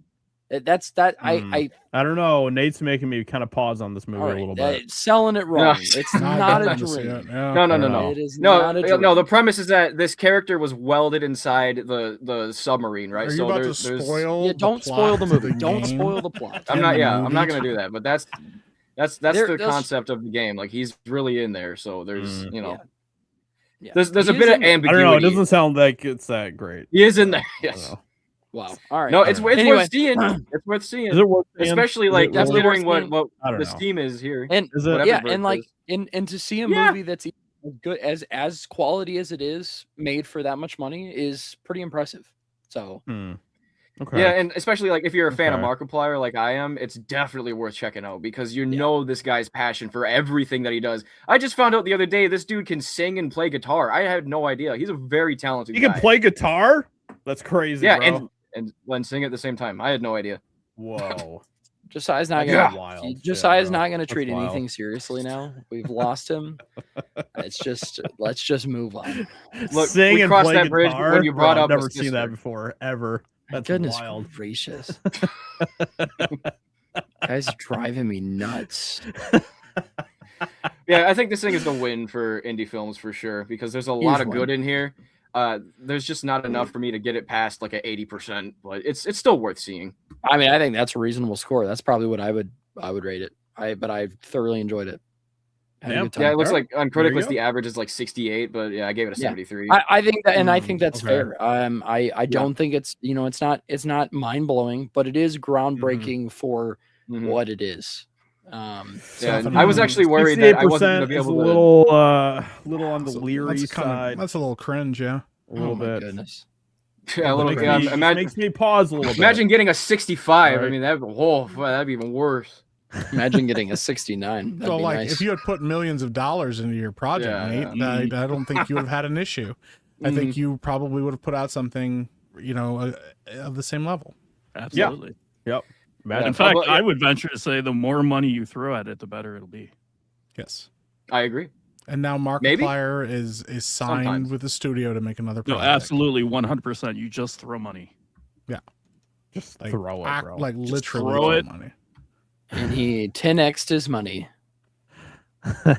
We'll see how Avengers Doomsday does. And with the that. coolest part was the first thing he said when he found out how much money he was making is, I'm going to give a big bonus to the cast and crew. Hey, Oh, yeah. nice. That's a W right there. I like that one. Okay. Yeah, and Alright. Markiplier, he's not one of these guys that Alright. goes out there and like has a bunch of fights with any sort of fans or does anything super No. political or anything. He's an entertainer, and I think he very much knows that. So Yep. everything about him and his content, it's just I mean, great. And it always really. I has been. feel like if you can sing and play the guitar at the same time, you have to be a pretty cool dude. So I mean, hey, I can kind of do that, so I'm pretty cool. Then I'm glad we could get that straight. Well, I don't know if we're going to go that far, Nate, but good try. Thanks, Ben. Means a lot, man.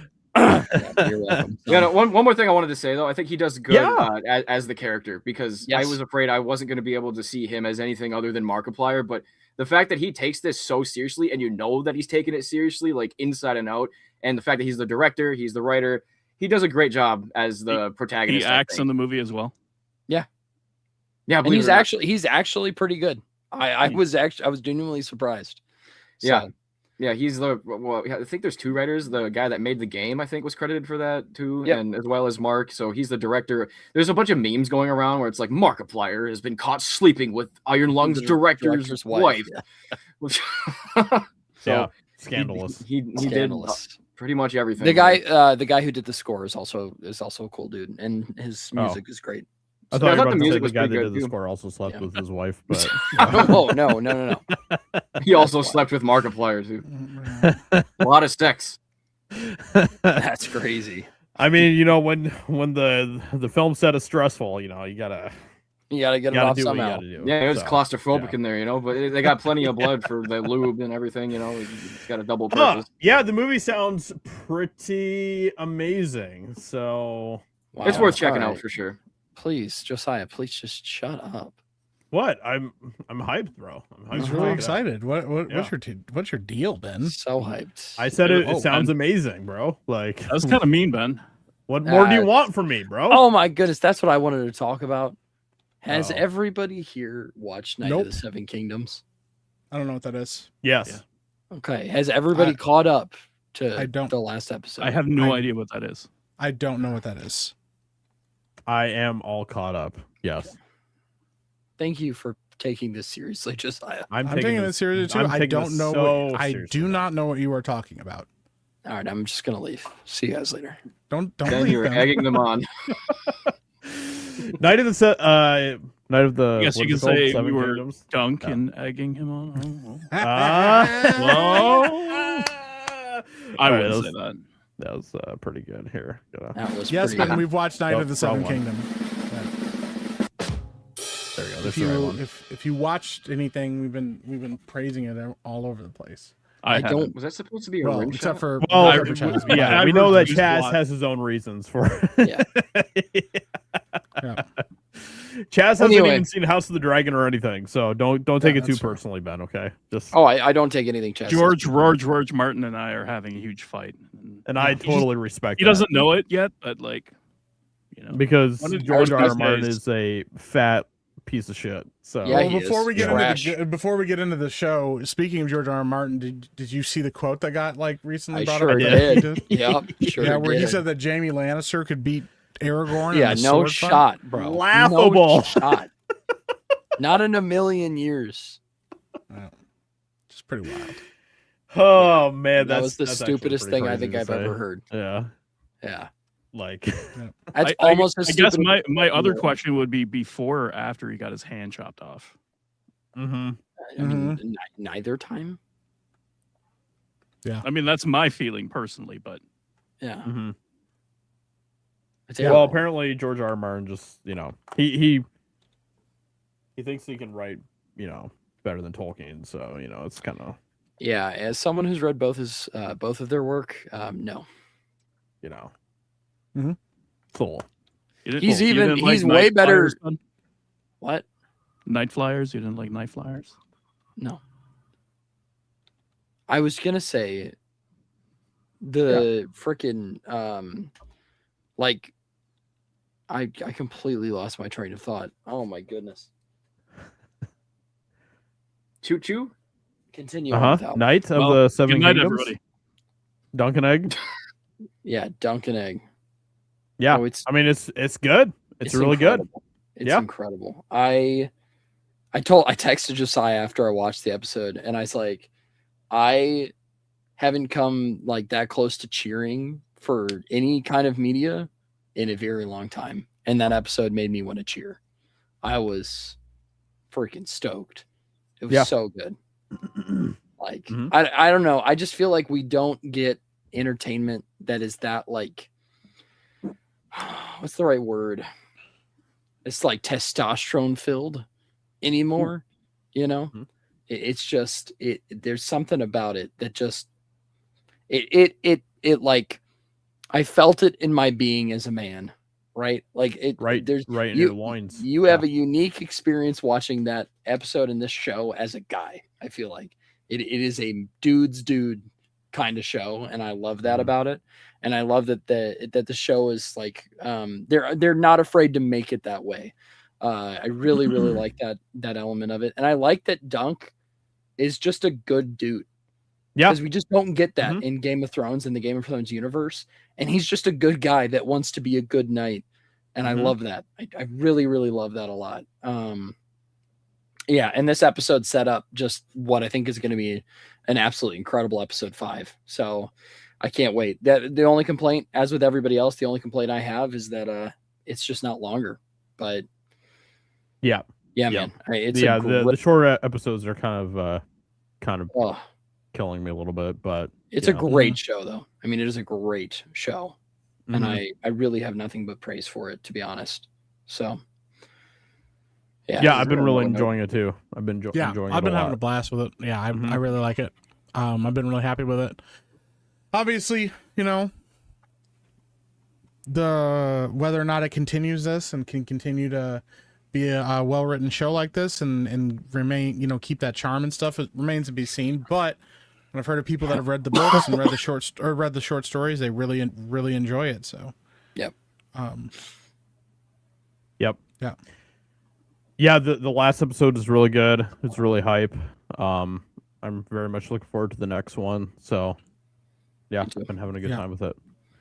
Interested to see where it continues to go. The plot twist of because I don't know like anything about the books and stuff, but the plot twist of him being a fucking of Egg being Targaryen. Targaryen was really good. I thought so. Yeah, me too. I had no idea. Yeah. So. Yeah, and I enjoy the relationships between Dunk and Egg. I think that Sir Duncan is a fantastic character. So I've been really enjoying him being the protagonist in this. I think the actor kills it in the role too. Oh yeah, we're spoiling. Sorry. Someone said spoilers. Damn. Oh shit. Well. All right, Beardo. Yikes. Wow. Well. Oh yeah, I'm gonna head out. Oh man, people are leaving. Sorry guys, we didn't spoil it all. I just spoiled the major twist in the show. No big deal. Damn. Well, it was half the Hey, audience. but there's a That was pretty out. incredible moment that happens in this episode. We won't spoil, but it was pretty dang incredible. So Yeah. It's good stuff. Yeah. Now, another question I have not watched it at all, but I am very curious. Have you guys watched any of the Pendragon cycle? I have refuse not to watch actually. it It's on my because- list. I was like, I don't know. I'm kind of like skeptical if I should watch it or not. I just don't know if it's gonna be like good or not. But have you been watching some of it? I have not. No, it's Okay. been on my list, but I've been very hesitant. But I know I saw Film Thread did an interview with Jeremy, what's his name? Boring, yeah. About it, and I know some people have been praising it a little bit, you know. So yeah, but I have not checked it out myself. Yeah. Uh, Yeah. There's something about and I don't really know a whole lot as far as like the actual writing goes or the acting or anything like that, but just I haven't been super thrilled with what I've seen of the production design for it, but from what I've heard from even some people that aren't even like in any of our like circles, conservative circles, whatever, right wing circles, whatever you want to call it and stuff, there's been people outside of our kind of our bubble, so to speak, that have been praising it as well. So I think that's a pretty good sign that it's probably at least pretty decent. So I do plan on checking it out at some point. So Interesting. Yeah. Okay. Good for them. Yeah, I know there was a guy, Roger Avery. He has written a lot of stuff with Quentin Tarantino and stuff. He was praising it on Joe Rogan the other day. So okay, yeah, that's saying pretty he cool. really enjoyed it. Yep. Okay, nice. Yep. Nice. There's been a lot. I don't know. I just think there's been a lot of interesting dialogue recently about like the right wing circles and conservative circles and art and things like that. And some people, I know Clifton Duncan, yesterday dropped a big, pretty scathing critique of like the conservative sphere and how they handle art and approach art and stuff. And I think to an extent I can understand where he's coming from. I don't necessarily think everything he said was true.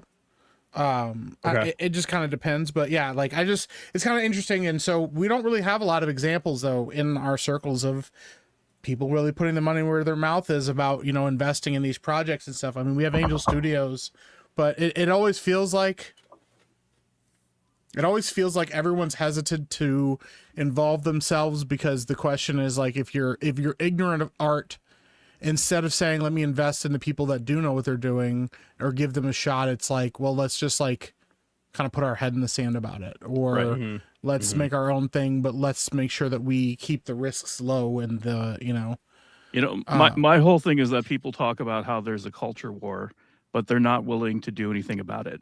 Yep. Yeah. How do you change that cultural shift when you don't have the resources to do it? Yeah. Yeah. Yep. Yep. Or Especially not when willing to use you're the challenging resources. an industry that throws money around in the billions, right? Yep. Yeah. Exactly.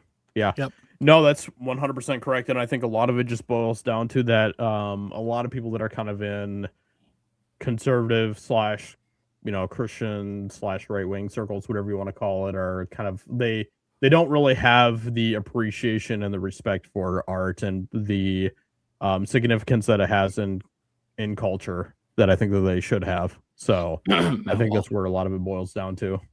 So That is a huge issue. Yep. And now I guess he's since deleted it, which I do think it's interesting that he deleted that. I don't know if he got a lot of heat and just didn't want to face that heat, or if he's changed his mind and realized he maybe came down a little too hard. I don't know, but I think, the reality is, there is definitely a attitude of, well, you got to kind of pull yourself up by your bootstraps. But the reality is, like, no one person ever pulls themselves up by their bootstraps alone. Like, it's always a community effort. It's always people that had your back or gave you a break or were willing to work with you or willing to do things. And unfortunately, we see a lot of times, and part of the reason that things have gotten the way that they have is because there has to be a balance to everything, and the people that are typically more conservative weren't willing to work with people that were more liberal and more artsy types because they didn't see any value in what was happening there, and then waited until that culture started affecting their bottom line and affecting the way they were doing things to really start getting involved. And it's like, yeah, but your involvement in all of this only matters. It can't be reactionary. You can't reactionarily create good art. you can recreate good art as a reaction to something if you actually understand where that's coming from and how to put that together. But just going, well, now we got to start doing something, guys. It's like, okay, well, once you start talking like that, it's usually too late because you're already on your back foot. And I think that the issue is the concern of like, well, you know, how do we know that this money is going to come back to us, or how do we know there's going to be a return on our investment? Reality is, you don't know. It is a risk. Art is always a gamble and a risk. But if you're opening up a steel mill or something, like, people understand that there is an upfront investment Yes. that is necessary to build the infrastructure to start that business. They don't have that understanding when it comes to film or television. Yes. And I don't know what the disconnect is. It's like, obviously any other business requires some capital for startup, Mhm. right? Yep. Why is this any different? And I think it's because they don't have an appreciation for this as actual work. They don't know the work that goes into this. They think it just kind of magically appears because, you know, the people that have a different ideology are the ones making it. They're like, well, they're lazy. And it's like, there are people in the business that work very, very hard. And unfortunately, those other people are profiting off of their backs. Yeah. Yeah, absolutely. Yep. And I think that, you know, I think that conversation, how do you start that conversation? Because the problem is, like, I think that the people that are leading that conversation are not people that are actually really invested in art, but are more invested in figuring out how to get attached to the money. I'm not saying everybody in our circle or in that circle or in the conservative circle is trying to do that, but it's like you can count on one hand. They're not I doing think. it for the art's sake. Yes. Yeah, they're not doing it for art's sake. And here's the thing. I'm not trying to be critical of the Daily Wire for the sake of being critical of the Daily Wire, but like Lady Ballers was not going to win anybody over. Like Lady Ballers was somebody being like, I'm going to make a edgy, like, edgelord comedy that actually isn't that edgy in the first place. I'm going to look at what they're doing and I'm going to do the exact opposite instead of being like, I'm going to do something of meaning. Yes. And it's like, and so it rang very hollow and didn't do very well. Or, you know, I understand a lot of people are really happy about this Turning Point USA thing, but like, you know, I get that it drew eyes away from the Super Bowl, which is a big thing. But when your response to it is, well, you got political, so we'll get political. Why not just say, you know what, we're going to do our own thing. And instead of it being about politics, it's about, we're going to put on a really good show and remind people why they enjoyed the Super Bowl in the first place. And that means getting big names and actual, like, really good production and stuff. And I thought it was okay. I mean, for what it looks like and everything, but Kid Rock, really? Like, you know, that's your go-to. An issue with that too is like the left will never admit that they're being political. They think that they're just the side of love and that they are just the side of, like, we are the ones that are just entertaining. You're the ones making it political. Meanwhile, they're out there celebrating Charlie Kirk's death, and then now they're putting up what was it? Love always trumps hate or some shit like that on the Super Bowl screen or whatever. It's like they can't label themselves as being political. They have to label themselves as just being on the side of just generic goodness and love and morality. So that's the problem when you have these sort of reactionary events, like, for example, the Turning Point USA event. It was done in response to the actual Super Bowl event. And everybody knows Turning Point is this big political thing.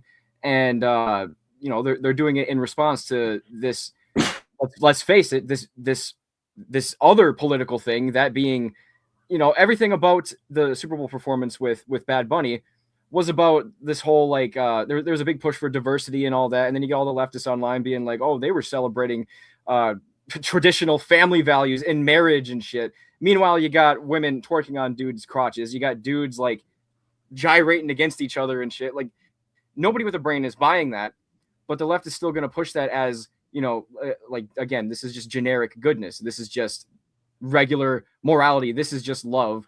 And conservatives and anybody that disagrees with us are on the side of hate. And, you know, if that makes sense, because that's the main issue. They're gonna blame us for being political, even though they are too. Well, I think the other issue is, like, whoever signed the check decided that Kid Rock was, like, the best choice to make for, like, a decision, like, which is wild. Which is a wild decision. Fair, maybe that was the best they could get. maybe, horror. yeah, but like, I don't know, man. Like, I just think like also once again it's a copy. You go, well, they have a concert, so we're gonna do a concert. But like, I was saying this the other day. Like, it would be cool to see something different happen in the Super Bowl, other than a musical act. Why not get a comedian to do like a good 15-minute set? Right? Do something different. You do something unique and try something different. And that's my problem. Is it's all a copy of what. Well, they're very much locked into the same mindset as the people who are failing right now, right? Yes. They're tackling those problems in the exact same way. They just come at it with a different political ideology. But like they're still doing the things that fail. You have to understand that like you have to take a different tact, and sometimes you just have to leave politics out of it and just make it entertaining for people. Exactly. And if you have something meaningful to say and you connect with them on a human level, then you can sway their hearts and their minds. Yeah, and that's I think that's the big thing is like, I just don't want to keep watching people copy what everyone else is doing to try to like reach some kind of level of success. We're seeing examples of YouTubers like we were just talking about stepping out and making their own projects and trying something different and trying something unique and finding success or failing. Some of them fail, some of them don't do well, but you know what? They're at least trying something. But like with Lady Ballers, that's a response to current day politics. And I'm like, the opposite of that movie could have also happened, and somebody would have wrote that and it been, negatively received by the other side as well, versus like, let's, I don't know, just make an irreverent, it doesn't even have to be raunchy, but let's make an irreverent comedy that feels like, I don't know, the comedies of old, and maybe it tackles something silly or a silly concept, but like, you're also working with people that like Matt Walsh, who has a lot of horrible takes about modern media. I'm not saying that everything he says is terrible, but he has some really weird takes about modern media. He's super anti-anime, tells people that video games are ridiculous and silly. And I'm like, guess what, man? You can have that attitude for yourself personally, and that's fine. But guess what? Like, the people that are making the video games and the people that are making anime and stuff are also making a lot of money, and they're also affecting a lot of culture. And Hollywood is so desperate to get into that genre and break into that sphere so they can start influencing that as well. That like, that should tell you something about where the pulse of things is. But without changing the way that they operate. And that's the main thing. Yeah, without changing the way that they operate. Yeah, exactly. Even right now, like if you look at like Angel Studios, like I have nothing like terrible to say about them, but like they're operating effectively in the same way that like a Sony would. Yeah, and the same business practices, the same production methods. There's nothing innovative there. And then you get people like I said, like what Clifton Duncan did with I can't remember his first name, the Soul, the one man play or whatever that he's doing. He crowdfunded something. He said, hey, I want to do this about Thomas Sowell. That's a great idea, man. And he just said, you know what, if you guys believe in this, I'm going to put it out there. I'm going to do it. And he raised a lot of money to do it. And he's working on that. And that's awesome. That's how it should be. But like, he could have, he raised that from an audience members. He's raising that for people that know him or that have followed him and stuff like that. Why don't we have conservative outlets or conservative people saying, hey, that's a really great idea, we should support this, and actively say this? But once again, because of the way that Chad's saying, like that way that it operates, a lot of times you find out that there's a lot of strings attached to that money.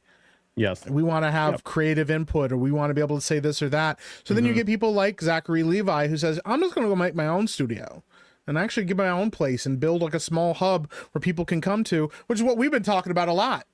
It's going to be better for the industry overall and better for independents to have a bunch of different hubs around the United States where you can go and say, hey, these people have a lot of what we need to shoot the projects that we want to get shot. So we'll go here and work with them to do this. If you're in Texas and you know that somebody has a studio in Texas and you want to go shoot a Western, maybe that's the best place to go to shoot a Western. They got a lot of stuff there for that, but it doesn't always have to be like Hollywood, where it's a one-stop shop for everything, I just think that You know, there and needs it's like to be better. if we want to make like a certain kind of movie out there, like we can go there and utilize their resources. You know, Yes. you have to think of it as like decentralized, studio system rather than Yes. it all being concentrated in like New York or Los Angeles. Yes. And I think that's kind of the future. I just feel like there's just a lack of vision, and I think that all of And a lot the of lack times of media understanding. Yeah, yep.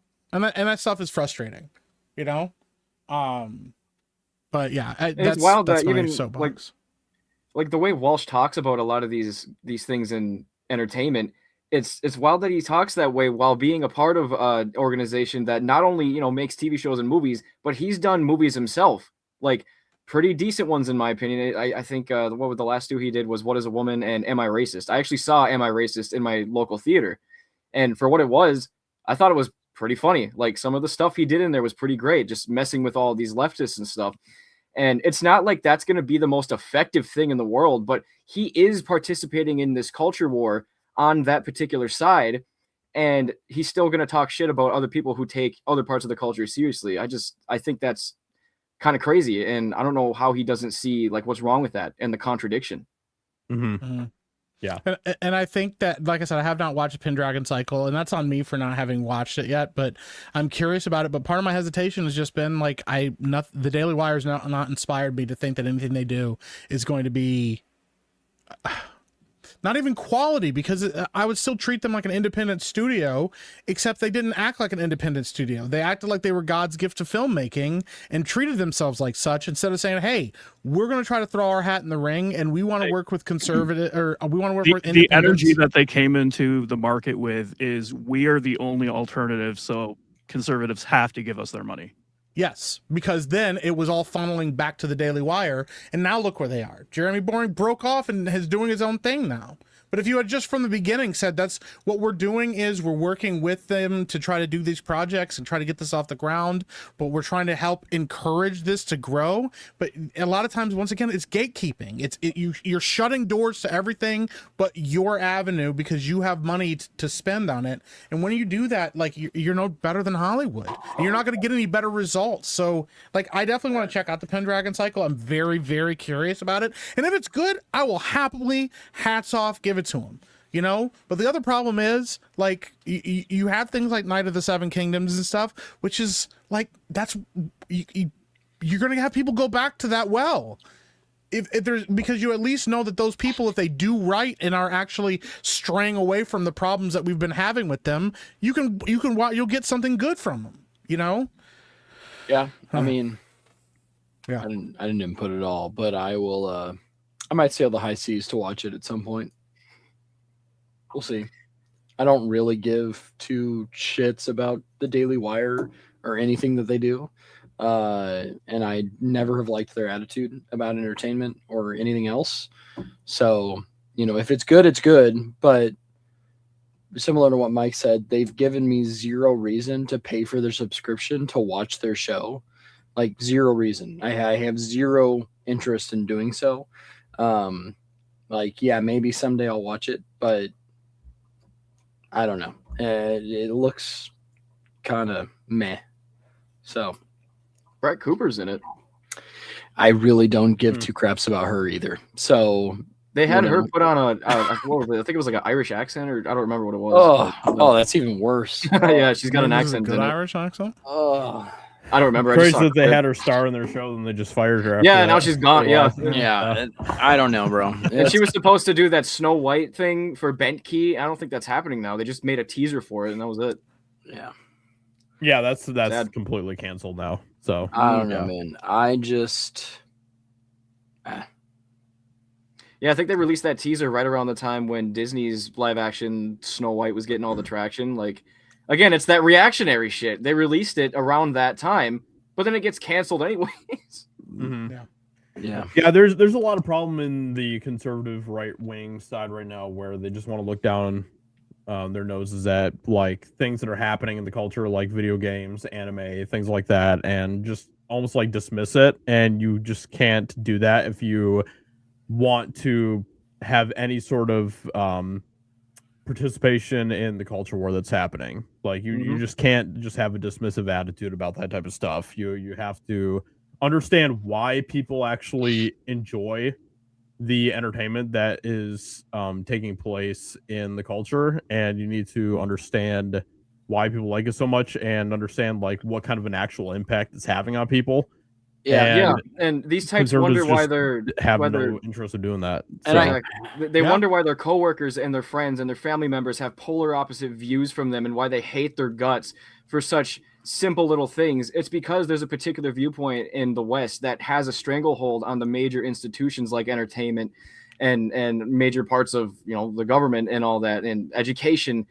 And they don't really seem to care about where that comes from, because again, they look down upon entertainment and media. Well, and I think too, you have to have the ability to understand and accept when art is good, whether the people who make it agree with you or they don't. Yeah, that too. And I think there's a fundamental misunderstanding of good art, regardless of political sides. Like, good art is thrown to the side a lot of the time because it was made by somebody that they disagree with. But I just think that's a dangerous game to play when it comes to the world of creating things and entertainment and art. I just don't think that you can't just throw stuff out because it's made by somebody that doesn't believe the same way that you do. I just think that, like, especially if you're gonna want to be taken seriously in the world of entertainment, if you do that, nobody's gonna take you seriously at all. I also think that you can't weaponize it in the same condescending kind of way that Hollywood already has. Yeah, right? well, and Hollywood's no better, right? I'm not saying that they are better. They're not. They do the same thing. It's just from a different side, right? They do the exact same thing. It's from a different angle. But, like, for example, I'll just use Sinners as an example. I think Sinners is a great movie, and I think that movie is art. I think it is very well done, and it to me, it was the best movie that came out last year. But the amount of, like, weird hate boners that people from the conservative side of media have against this movie, and they refuse to call it art, well done, or anything along those lines, and say that it's trash, it's awful, it's pushing, X, Y, and Z narratives. I think, like, that's a great example of refusing to see a well-made product and accepting it as so. I genuinely think they have hate boners, not because the movie's bad, because they feel like they have to, or they want to hate it. I don't know. There's something weird about it. But that movie in particular is, like, just an example from last year that sits weird with me, because it's a lot of the more popular conservative pundits are like, hey, this movie was terrible and awful and all of these things. And I mean, most of the time they're just trying to pander to their audience, circles and stuff, right? And or who they think it is, or who they think their audience is, right?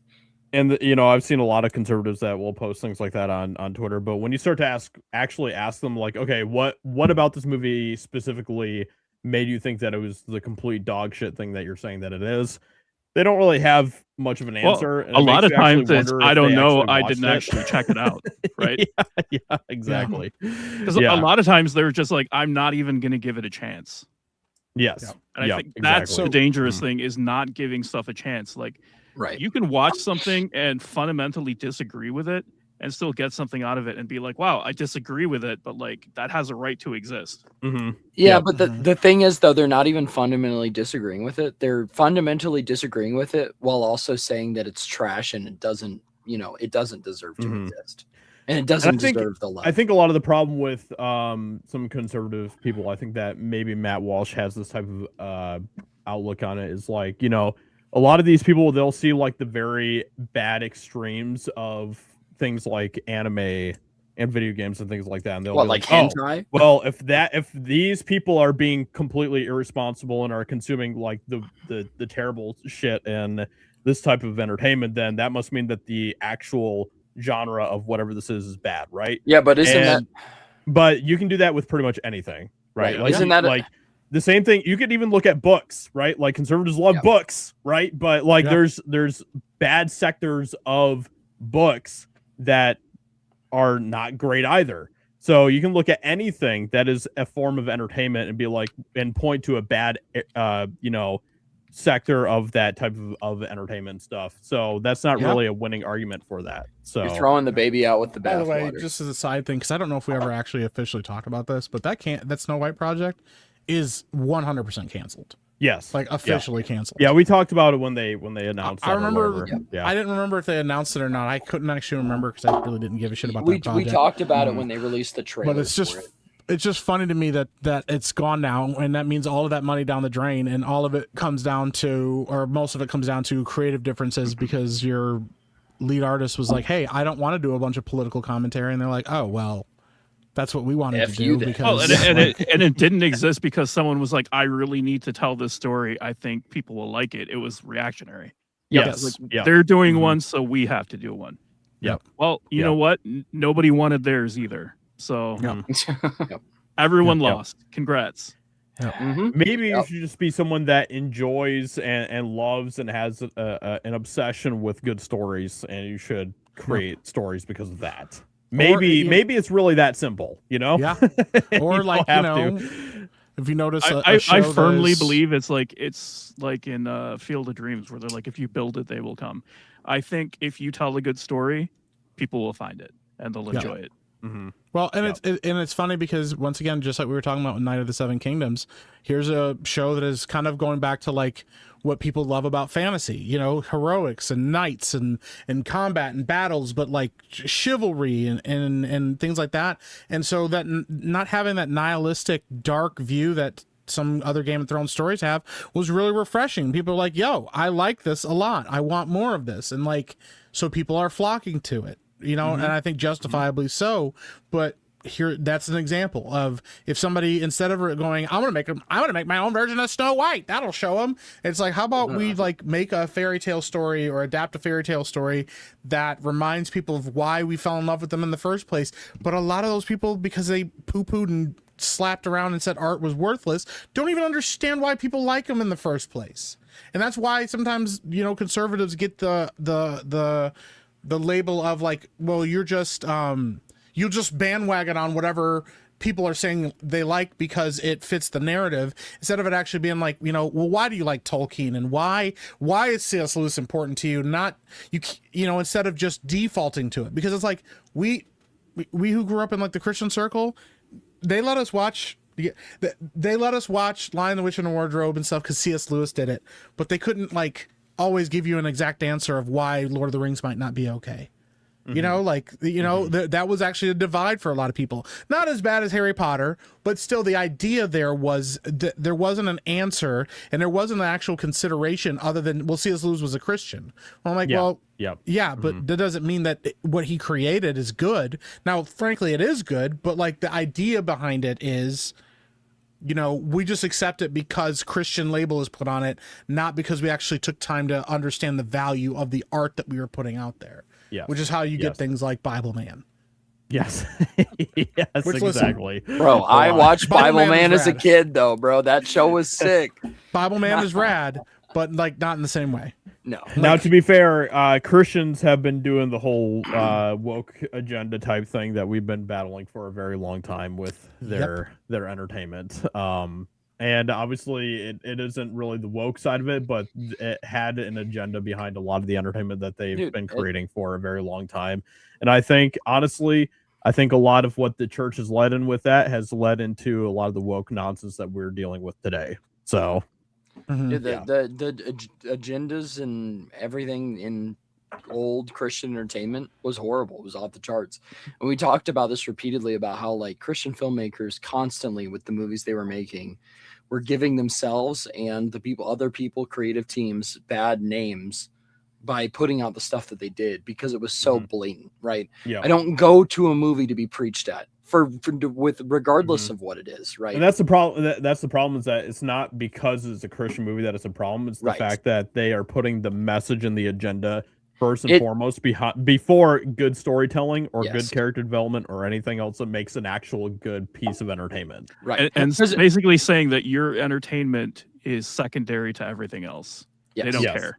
It's like, exactly. and I don't know how you guys feel about this, but to me, I personally don't mind if there is a message in a movie, right? Whether even sometimes if it's a message, Well, every movie does have a yeah, message. exactly. you But know? like, even if it's something I don't necessarily fundamentally agree with, if they put the storytelling first and they make a point to tell a good story, and then have whatever message that they have in there at a certain point, right? I really don't. I ultimately, when I go to watch a piece of entertainment, I want it to tell me a good story. And if they have a message that they're passionate about, sure, fine, as long as it does not take the place of telling a good story first. And I just think that, and I think we did see that more in Christian entertainment than we did in Hollywood. And then after it got so bad in Christian entertainment, it got really, really bad in Hollywood almost immediately after. But they're no different than each other. It's the same idea. We just don't want the message pushed in front of all the Yes. other important Yep. stuff. Like Mhm. making a movie and making entertainment is so much more than a message. It is. Mhm. It is so Yep. much more than that. Yep. And until we all can get on the same page of realizing that, we're never going to get anywhere else. So it's just, first and foremost, your goal should be to make an entertaining and good story, more than anything else, right? I think a good example of what you're talking about, Ben, is actually a film that Daily Wire released, but like they didn't make it. But have you guys seen Run, Hide, Fight? I have not. Mm-mm. Nope. So it's a pretty good movie, I think, and it doesn't have like over the top messaging like that. But there is one small scene where the shooter basically starts making fun of this kid for having a cross necklace, and there's a small little section there where like he basically says, why would God allow me to come into this school and do this? And the girl kind of just says, because he allows free will so that the wicked reveal themselves. And it was just one little line. And at that point in time, we weren't seeing lines like that in Hollywood films. But the fact that something that small kind of made it through in a film like that, it felt like a breath of fresh air for me. So, like it wasn't some like overarching theme that took the place of the story. It was just within the story, and the story itself was still able to function. So I think stuff like that works really well. But again, Daily Wire didn't make that. I believe they just distributed it at the time. Mm-hmm. Yeah. Yeah. I mean, themes and thematics are an important part of storytelling regardless. But themes aren't always a message. Themes are just kind of like the central core of the movie and the story and the characters. Yeah. But I mean, think, you can even have like really good, rich Christian themes and still have like good storytelling too. Oh, I mean, that's 100%. exactly Yeah. what Lord of the Rings is, and Narnia and everything else. To me, And- Lord of the Rings, like Lord of the Rings, unlike Narnia, right? Narnia is allegory, right? It's very, very much like just blatant allegory, which I personally I love it because it's a very powerful and poignant story. But Lord of the Rings it's not allegorical, but it still has so many deep and rich thematics throughout the story without ever once feeling like it's preaching to you about the deep thematics of the story. I feel like some parts of it are actually kind of allegorical. Of Lord of the Rings. Yeah. Well, yeah, there are elements, but there's going to be elements of those because I feel like if you're inspired at all by historical events, there's going to be a certain element of allegory there, right? Like with the return of the king and things like that. Those are allegorical elements, but they don't necessarily have to be perceived that way, if that makes sense. Like by the wider audience. I think if you have a deeper understanding of Christianity, then it definitely can come across that way more so. And maybe that doesn't make sense, but at least that's the way I've seen it. Like if I wasn't a Christian and I watched Lord of the Rings and I had no interest in Christianity or the Bible, I probably wouldn't see as many allegorical elements as a Christian would, right? It might seem like philosophical or, something like that, but I don't know if allegorical would come, like, I wouldn't think that unless I had the Christian upbringing, if that makes sense. Maybe that's just me. What you're describing is something that just speaks to the human experience.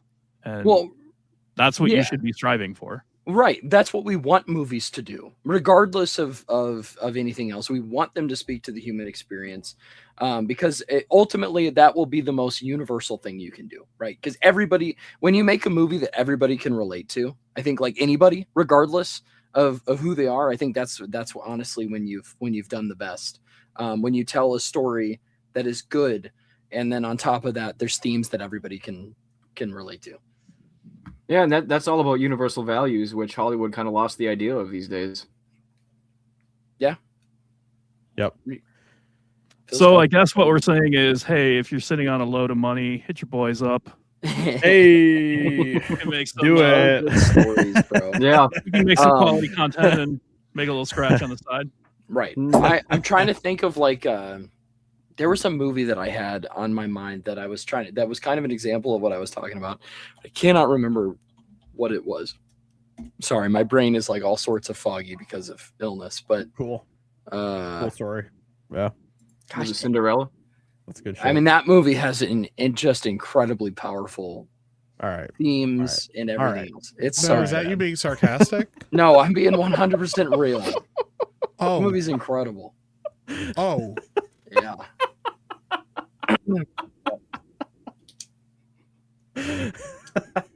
I will say, and I know we've talked about this movie before, I think that a movie where the message is a little bit more at the center, but the story is very good, is Zootopia. I think that's a really good example of a movie that is message heavy, but its story never feels like it's 100% overshadowed, and it feels thoughtful in the way that it's written. And I know that Chaz hasn't seen this, but I know Mike has, and I guarantee you Mike would agree with me to a certain extent. That is a movie that I feel like does a really good job of that, if that makes sense. That's more message heavy than some things, but I've seen Zootopia. I couldn't remember if you'd seen it or not. We've literally done tier lists where we've talked about it. Oh, that's right. And you would know that if you had paid attention. To I the show, did. but- I did. I'm sorry. I'm so used to you not watching animated stuff that I can't remember what you've seen and haven't seen. But anyway, I love that movie. But that's just that's a side note where like a message is a pretty important part of the movie, but it's not 100% the point of the movie. Get out of here, DJ Skylo. What the frick? Oh my goodness. It's out of control, bro. Out of control. The problem got worse after the second movie. Anyway, it's a joke. Oh, Want to man. talk some more? That's a joke. Calm down. Sure. Ben really loved the message in Zootopia too. He was. I love the He second was movie. But Ben loved the massage. that's wild, bro. That is wild. Oh man. Oh, that's pretty funny. That's pretty funny stuff. You guys are out of control, bro. Man, the Judy Hopps message is just really getting to me. The message. Mm. She's got two big messages for me. I Bro, see. my favorite, I told you guys I watch a lot of React content. One of my favorite reactors on YouTube, he literally titled this Zootopia reaction. It was like my first time reaction to Zootopia, and then it's like, I'm attracted to animals now? Question mark. That was the way he titled it. Incredible. Oh no, it was like I'm attracted to animals now. WTF. That's what it was. It's so freaking Crazy, good. bro. Yeah. That is crazy. This guy cracks me up. He's so out of pocket. He just started reacting to Attack on Titan. It's been good. This super chat is killing me. Is there a way to keep Ben perpetually sick but never die? He's more tolerable with better takes.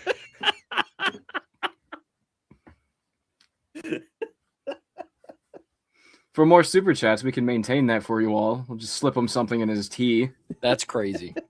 I Is actually there a way have we to- can have Ben on permanent COVID, but he never dies from it? I'll be back. I gotta go get more teas. I don't know. We might have to talk to Phil. Maybe one of his cousins can whip something up for us Yeah. for that. So Ship something in from China. perma COVID. COVID is wild, dude. All right. Well, Mike, was there anything else that you wanted to hit besides Judy Hopps? I mean, there was a lot of stories that have been happening. Yeah, But, it's been wild. It's been pretty wild. Yeah, we got an announcement that Brad Pitt's coming back as Cliff Booth. He's getting his own Yeah. another movie. Mhm. You know, Yep. I think it's going to be a That's a small Netflix thing. production. I think so. Yeah. Um, We also got, that'll be interesting. Mm-hmm. we can't watch the trailer for it, but obviously trailer drop for Spider-Man Noir. Yep. I'm going to be honest. I legit kind of want to see that. Yeah. I think it I'm looks actually really good. Yeah. I'm actually pretty excited for it. The fact that they shot it in black and white and then also like for color, Yes. Yeah. dude. Big question: are you going to be watching in black and white or color? Black and white. Yeah. Hell yeah. Like I normally don't watch stuff in black and white, but this feels like it's designed for that. And Yes. actually, I was just telling somebody the other day, I was like, the thing is that's exciting about it is when back in the day when you had movies that were in black and white, that was not a necessity a lot of times. And so all the color palette and the clothes and everything were designed so that things had depth and didn't meld into a like a gray blob. Because you had to have like depth and distinction between things. Whereas when you do something that's intentionally noir like this and shoot it so that you can watch it in black and white, Sin City's also another example of that. Those contrasts can be so stark that those Yes. black and whites pop intentionally, and you don't really worry about the color palette. And then in the Sin City's case, where you have like the yellow man, or you have like what was it? It wasn't red blood. It was something else that was red or whatever. Like that kind of stuff sticks out that makes the color pop. I think that stuff is amazing. And as I was explaining to somebody, like the human brain loves contrast. So like it's like a visual feast to watch something like that. I would strongly encourage anybody that's going to watch this to watch it in black and white first, then go back and watch it in color. Cause I'll tell you what, you will, I think everybody will agree that the black and white is a better version of this, you know? Yes. Also, the main driving force, because I know a lot of people are like, Amazon sucks, and why are you giving these people? It's Nicolas Cage. Yeah. Hell yeah. Bro. It's Nicolas Cage. We stand Nicolas Cage around here. Yeah, like it's Nicolas Cage, man. Like Yeah. Dude, I can't freaking wait. Oh, Do my we gosh. know why they're calling him Ben Perfect Reilly in this? casting. well, that's because I think that's his name in the Into the Spider-Verse. No, it's Peter Parker. Is it? Yeah, and Spider-Man Noir's name is Peter Parker. Pretty sure. So I'm not sure what's going on. Is it a rights issue or is that just his PI name? You know what? I don't know actually. No, he is Peter Parker in that. That's weird. So I'm not sure what's going on with that. My only Her name is Peter Parker. So it sounds like the reason they're doing that is because they changed his storyline a bit. And maybe that's what they're trying to do is move away from taking Peter Parker and completely changing his storyline. I wonder if that's why. It says that the reason they said that this has Ben Reilly and is a reimagined version of the character, so they're probably taking liberties and stuff. And unlike the comic book origin, this is not Peter Parker, but a World War I vet who was subjected to mysterious military experiments. So I wonder if that's why they're doing it instead of going, hey, this is Peter Parker, and then we have to justify why we changed his storyline. This is Ben Reilly, and I'm guessing it has something to do with their contracts. Yeah, and well, that's what they're allowed to do. That's what I'm curious about. It's Sony, right? It's kind of crazy. Yeah, that's what I've been seeing. But Sony admitted they can use Peter Parker and stuff. They just haven't because they didn't want the audience to get confused. Yeah, that's but the reason. Yeah, I don't like that. I can see Sony doing something retarded where they're like, well, this could confuse people with, you know, the main Peter Parker. Like, I don't know. Sony's kind of It's going to confuse them even more now. To Chaz's point, it may be because specifically this is an Amazon project, and so they're saying you can't use Peter Parker for this, and so they picked Ben Reilly. Yeah, but but Sony themselves, I would suspect that because there are rights shared with Disney, and because technically Amazon is a competitor of Disney Plus, I'm guessing there's something there. Yeah, because Amazon or Sony themselves admitted they could have used Spider-Man in every single Spider-Verse project they've been working on, like Kraven the Hunter and all this stuff, and they just won't because they were worried about it confusing audiences. Which is wild. Yeah, because that's all executives though, especially when it comes to comic book movies. They're like, we can't have two Batman continuities. Yeah, people get confused. It's like have you paid attention to like comic book fans? Like, Yeah, exactly. and comic book continuities, they're pretty wild. Like people seem to do okay with those. So Yep. I don't know. Yeah. I'm not taking the whole Ben Reilly choice. I think it's just going to confuse people even more. Like to me, what it makes me think is like, is this actually supposed to be like a version of Ben Reilly? Like, is this a clone? Like, what the hell's going on here? Just call him. Peter Yeah, Parker see, if most you're able audience to. members won't even know that Ben Reilly's a clone, though. They'll have no idea. Well, yeah, that too. But like everybody knows that Spider-Man is Peter Parker, and now we're calling him something else. I think people are going to be confused because of that. I assume it also might be because they don't want to pay royalties to certain people. Mm-hmm. Yeah. And this is this is Phil Lord and Chris Miller, I believe. So I mean, they're obviously trying to do something, you know, with it. So I don't know. You know, I don't think it's going to be that big of a deal, but I'm looking forward to this because Nicolas Cage is awesome, and everything I've seen from this looks amazing. Like all of the practical stuff I've seen from it, and everything looks really good. So we'll see. Apparently, it all drops at the same time, which is exciting as well. It doesn't sound like they're going to do a weekly release for this, but yeah, and then it's dropping. Let me see here.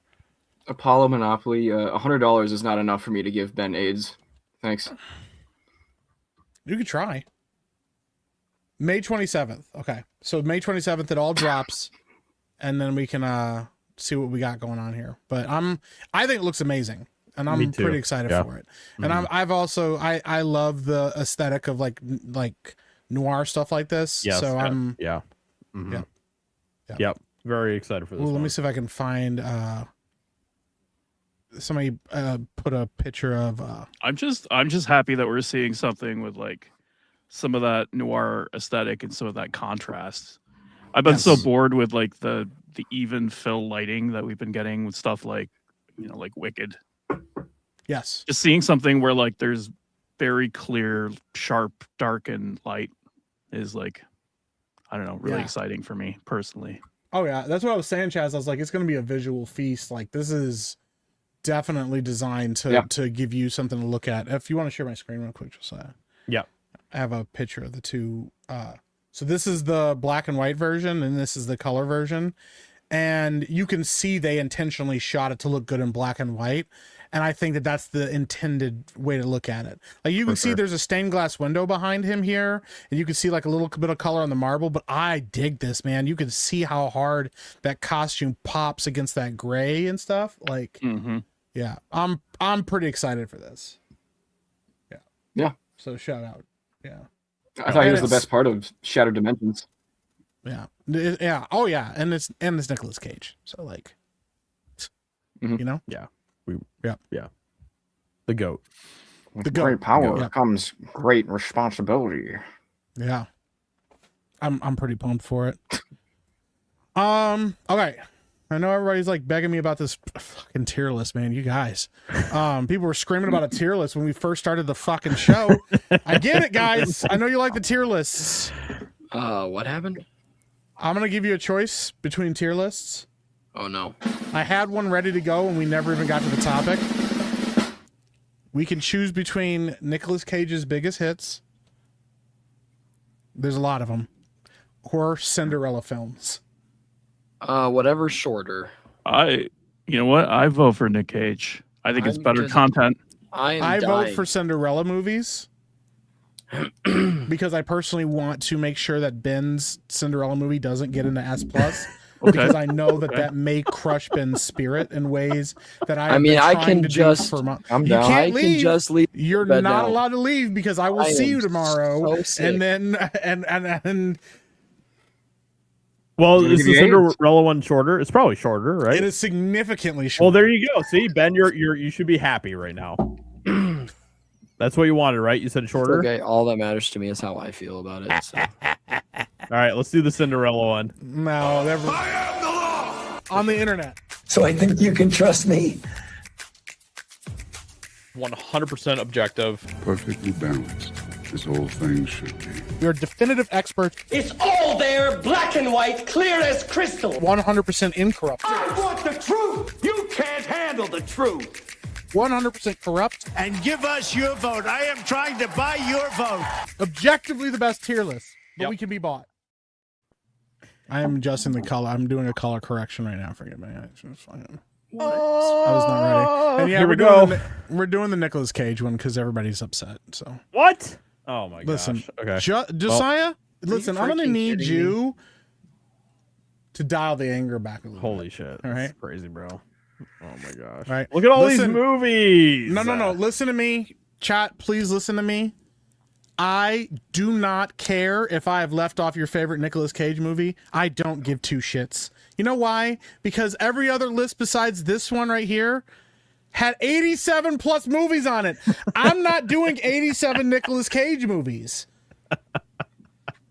We're speed running through this list as well, okay? But I just want you to understand something. If you bitch and complain, next week I will find a list that will make you all miserable except me, because I'm petty, and I will find a way to enjoy the sadness. Well, as long as the chat is happy. Mike's gonna pick like a hot dudes tier list next week because he knows he'd like that one. Ben, I that would wish make it'd you be like excep- hot dude's feet or something. That would make you exceptionally happy, Ben. That and I would be refuse. Ben's dream come true right there. Come. Ew. Thanks, Ben. You're welcome. All right. Fucking hell, Well, bro. here we go. All right, we're starting. go. I didn't organize these. I don't give a fuck. We're just getting through it. All right, it's a long list. All right, the best of times. Has anybody seen this? No. I'd say B. Okay, we'll give it to Chaz because I haven't seen this shit. Valley Girl. I've seen this one time and I don't remember anything about this movie. Who else has seen this movie? I would say Never seen it. C. All right, Chaz, I respect this. Raising Arizona. Never seen it. That's I would okay. say We'll get- S. You giving it an S? Yes. Well, we don't have a. Wow. Hold on. You guys asked for this. I just want you guys to remember. It's one of his best films. Damn. Okay. All right. Okay. All right.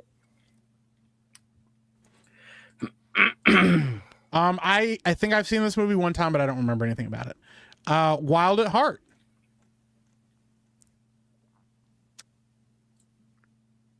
Never seen this movie. I probably have, but I don't remember it off the top of my head. Boom. All right.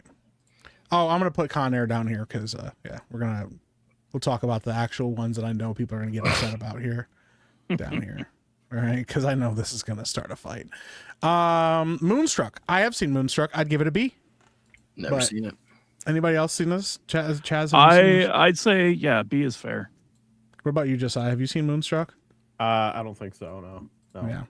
There's a lot of movies you guys have. I knew that. Vampire's Kiss. This movie is wild. Never seen it. I would- should give it like a C or a B, but I'm gonna give it an S. That's wild. I would have given He this is movie just- a D. He just chews the scenery. I would have given this movie a D. It's wild. It's like the most Nicolas Cage thing I've ever. He gets bit on the neck by a vampire, and the way he convulses and panics under the body is pretty wild. I gave it a D. Chaz This gave it an movie. S. This movie is I'll give S it a just B. for the memes alone. Yeah, that's true. That's a good point. All right, Zandalay. Huh? Anybody seen Never this? seen this movie. Oh shit! I've never even heard of that one. That's amazing, dude. All right, now we're getting a good one. Face Off. Oh yeah. All right, Ben, Here we you've go. seen Face Off, right? I have seen Face Off. Oh my All right. goodness. What do you think? It's like a D. What? All right, Holy crap. Nate, have you seen Face Off? Nah. Okay, you need to watch Face Off. It's good. Chaz, Face Off. Like clearly an S. I don't know what Ben is smoking, but this is one of the greatest films ever made. Yeah. Josiah, have you seen Face Off? I have. I was gonna give it an A, but just to counterbalance Ben a little bit, I'm gonna give it an S. Yeah. I'm also gonna give it an S, dude. It is the most. Dude, I love this movie so much. It's such a fucking trip, dude. You want to take his face off? All right. I know. Okay. I can't give it that low. I'll give it a B. Okay. All right. We Well, swayed his that's a opinion. little better at least. Yeah. It's been a minute since I've seen it, but that's We'll leave it in S tier because that's Yeah. where it belongs. Yeah. End fight that doesn't end. It's like the Peter Griffin and the chicken. Well, they got it. that's incredible. The Family Man. Ben? Yeah, I think this one's decent. I give it like a B. Okay. Nate, have you seen Family Man? I have not. That's okay. Sorry. Have you seen any? I was gonna Nicolas say, Cage I movies? think I bet you Nate's probably seen Yeah. like 3 of these. Yeah. Okay. Look, Ben might not be too far off, but I have. Okay. I'm gonna give it a B. Okay. Josiah, what would you give Family Man? I'd give this one like a C probably. Okay. Yeah, I haven't seen this movie in a long time, but I think I remember enjoying it for the most part. I'd probably give it a B. But yeah, overall, it sounds like a B is. Yeah, B where is we're going good. with this. Yeah, National Treasure. Ben. Bro, this movie's S. Okay. And not because Wow. it's good, but because Well- it's a treasure. It's a national treasure. Did you hear how Chat, like can we low ban Ben's Ben? voice went there? It was It's like, a bro. national treasure. We're gonna Brian steal the Cranston Declaration impression. of Independence. This movie Nate, brought have you out s- the testosterone in Ben. Yeah, Nate, Dude, have right. you seen Steal National Steal the Treasure? Declaration of Independence. I've seen it a Oh, long time ago. I don't so- remember anything from it. I'm gonna steal the Declaration. That's of crazy. Independence. It's so Declaration good, of bro. Independence. So good. So Yeah. good. So good. And then John Voight is there. Like, Yeah. come on, let's go, man. It's so good. It's very patriotic. Diane Kruger. Yeah, it's a very patriotic movie, Nate.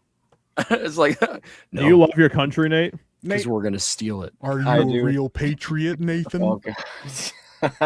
It's been 10 or 20 years since I've even seen this. I don't know how old. 10 I am. or 20. But That's if a you- whole- if you enough to love have your- something be I 20 remember. plus years. This is not an annual watch for you. But Nate, if you love dare your you. country, then what should you give this movie? Shoot, did this movie really Probably come- an S. Okay, That's good right. enough for me. That's right. There you Chaz, go. what do you think about this? Honestly, it's probably like a C movie, but I'm gonna give it Yeah. an S. That's what I'm That's saying. It's way like to this, go, C, dude. but S is the correct rating. Dude, It's got Sean Bean. Like, And Yes! Sean So good. and, bro, and Sean Bean dies. those stupid glasses. Josiah. Everything about this is wild, and the fact Yeah. that this even got made blows my mind. I love it. Yeah, Josiah. When what do they you- made what do a you think second about one, this? bro. That's the Yeah? craziest part. Yeah, they did. I'm giving this an S, obviously. Hell yeah. Hell I'm yeah. also going to give movie's this an S, dude. National Treasure is the worst, best movie ever made. It's not even the worst. It's the most C tier S plus movie ever made. Because it's not egregiously bad in any way, shape, or form, but it's so good, dude.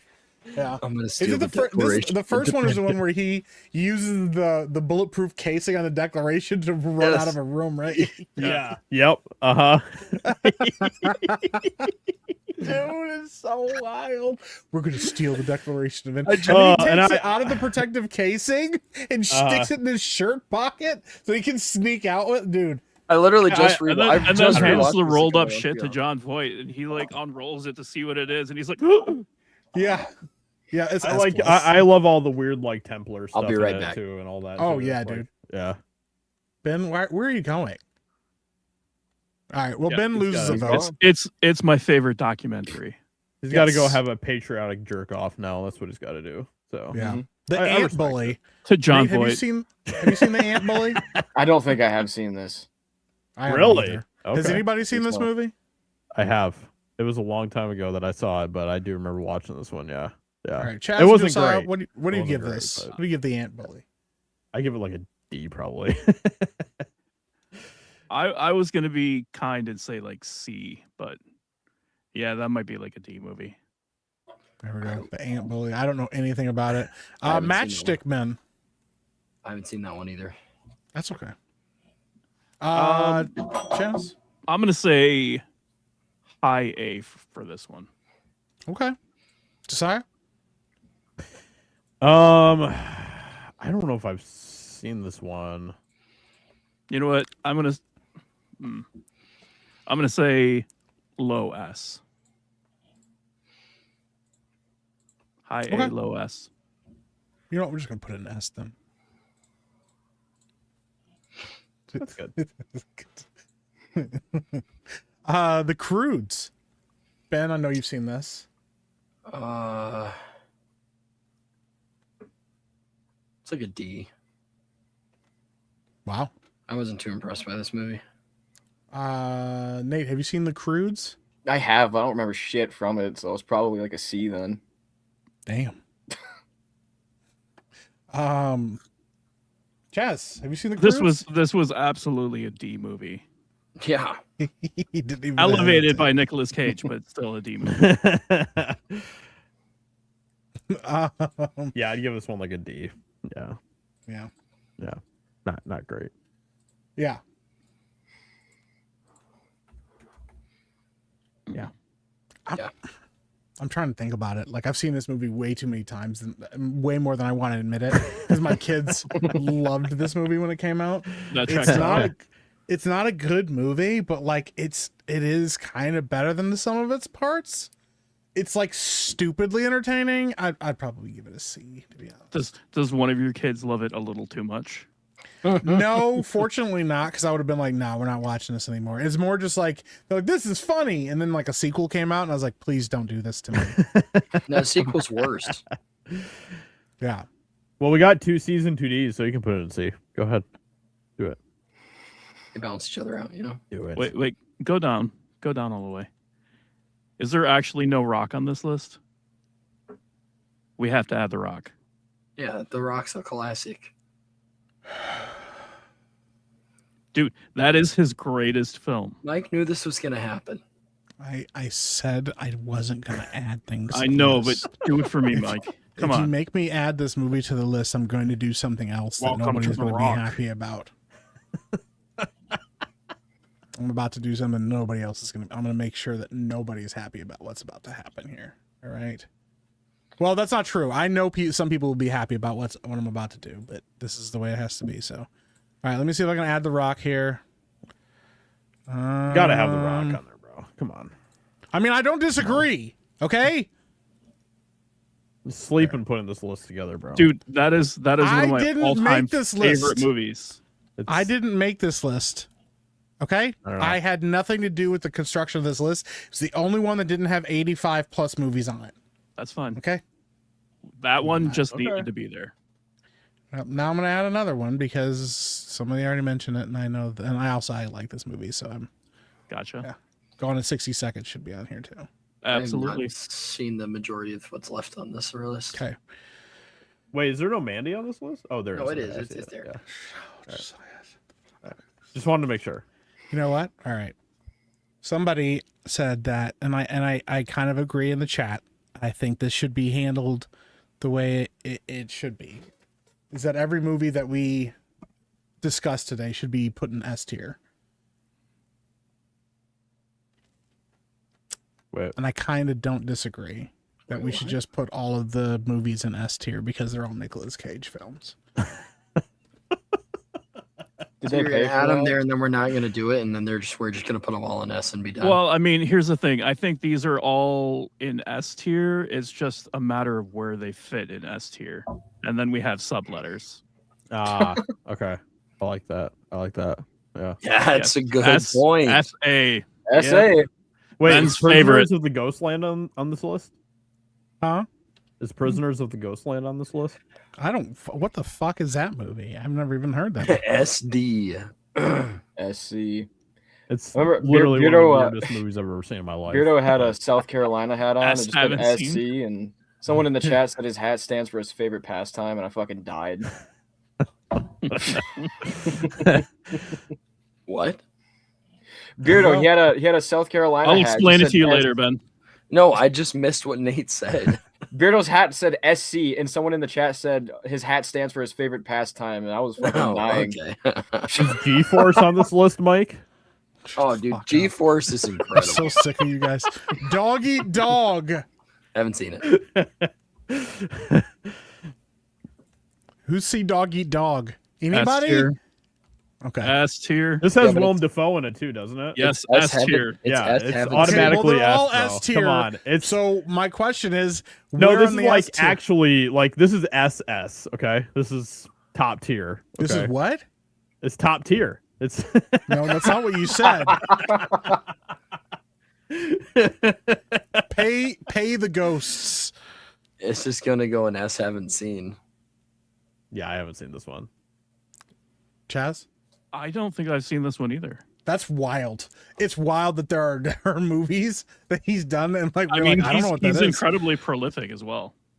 Yeah, I mean, he's been in a lot of movies. He has. Yeah. Especially when he needed to pay those back taxes. They took his dinosaur skeletons. Yeah, and his island. he owned an island, and he's like, I don't know. He spent a lot of his money on dinosaur bones, and like respect to the man. That's awesome. That is pretty freaking awesome. And you The gotta runner. like that. The runner. Yeah, I respect it. I haven't Shout out seen to it. Avenue Studios for the raid too.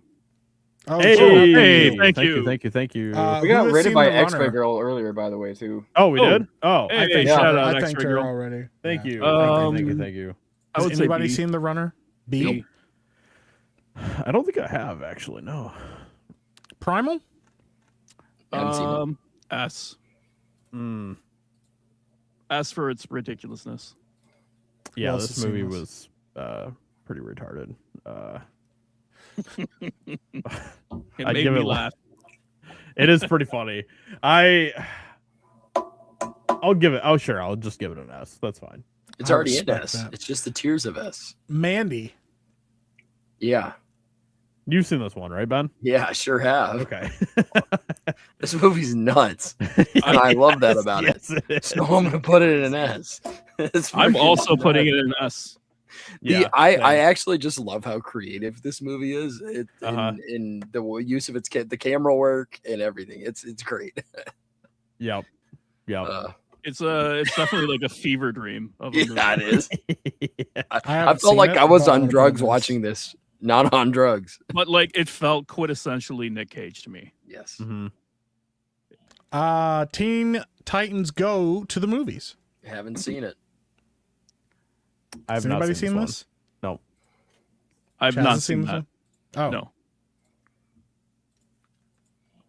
But it has Nick Cage in it, so S. Into the Spider-Verse. I mean, You know what? Actually- We're gonna start defaulting. If we haven't seen it, we're just gonna assume it's an S tier movie, and we just are behind. on everything. we're just I'm gonna be fine. honest.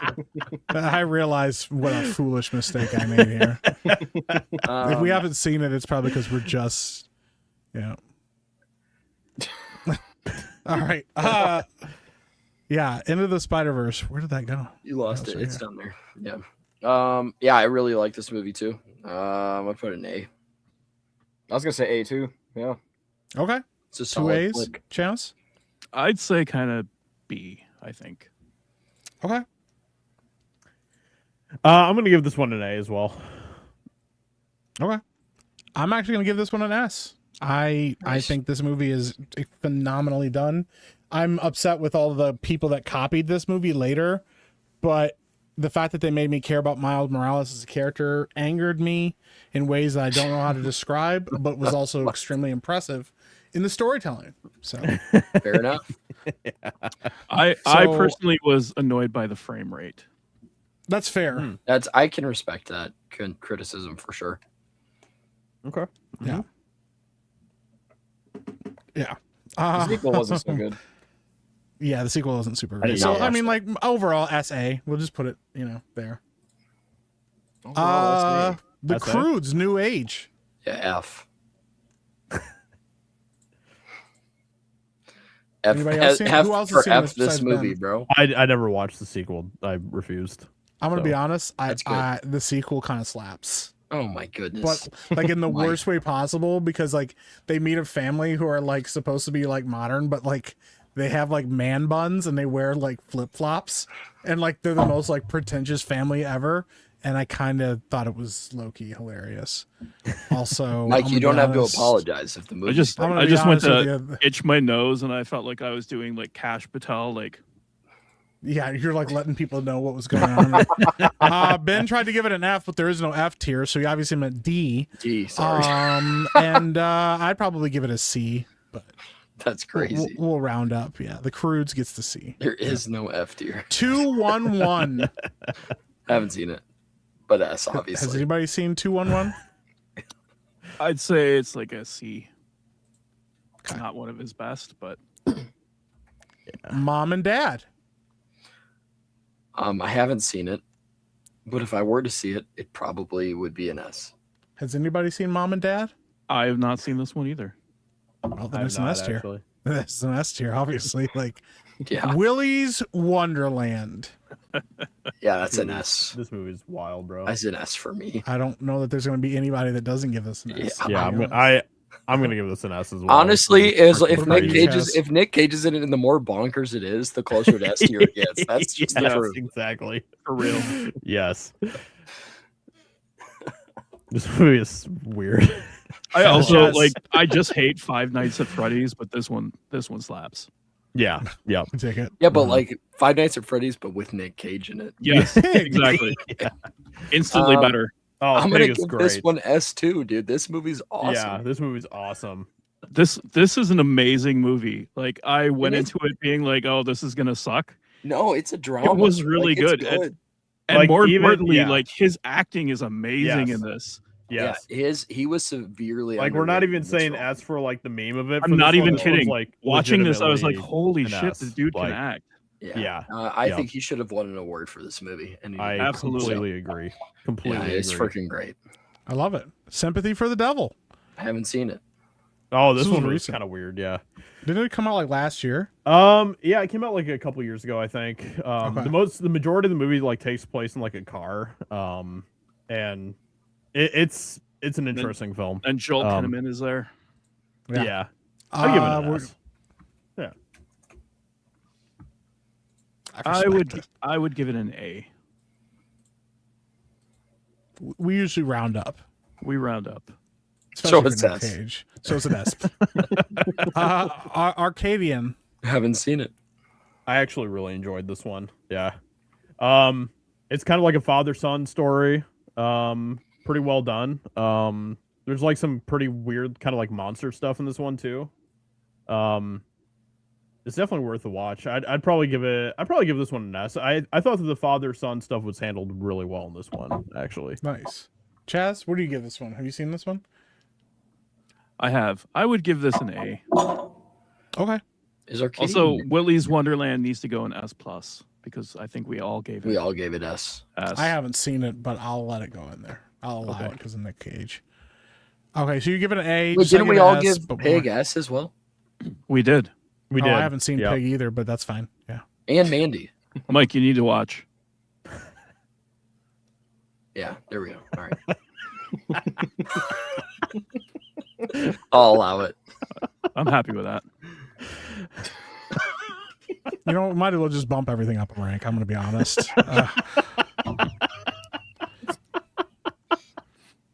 Okay. The unbearable weight of massive talent. You know, not even Pedro Pascal could take this one down. Dude. What are you giving it? S. I'm also giving this S. Same. This was bonkers. It was nuts, and I love it. Josiah, what do you think about this? I'm giving this an S as well. I'm gonna be honest. Yeah, I did not expect to enjoy this movie as much as I did. But I actually it's think that so Nick, good, I dude. actually think that Nick Cage and Pedro Pascal bounce off each other extremely well in this movie. So it's just watching the whole thing works. him audition for the role in the middle of like a parking lot. Yeah, dude, I was like, this is pretty great. It's a great movie. Renfield. I can't believe that I haven't seen this one, but I still have not seen this movie. Yeah, you got to watch this one. Yeah. Yeah, that's what I've heard. Nate, have you seen Renfield? I have not. Okay. Chaz, have you seen Renfield? I have. Okay. What you think about Renfield? I think there are a lot of things to like about this, and there were also some like things that were kind of glaring flaws for me. I'm gonna say I think this is a B movie. Okay. Josiah? Yeah, I'm gonna give this one an A. I thought that Nick Cage killed it in his role. I thought he did He a great absolutely job. does. And I wanted to see more of him as Dracula. But I'm gonna give this an A. Yeah. I will also give it an A because everything without Nicolas Cage is not nearly as good, but Nicolas Cage is great. Yeah, I'll give it an A as well. I just felt like there wasn't enough of him. Yes, totally. I agree. The retirement plan. There are some really fun scenes in there though. Like there's one where he yeah. just like shows up and kills an entire like support group.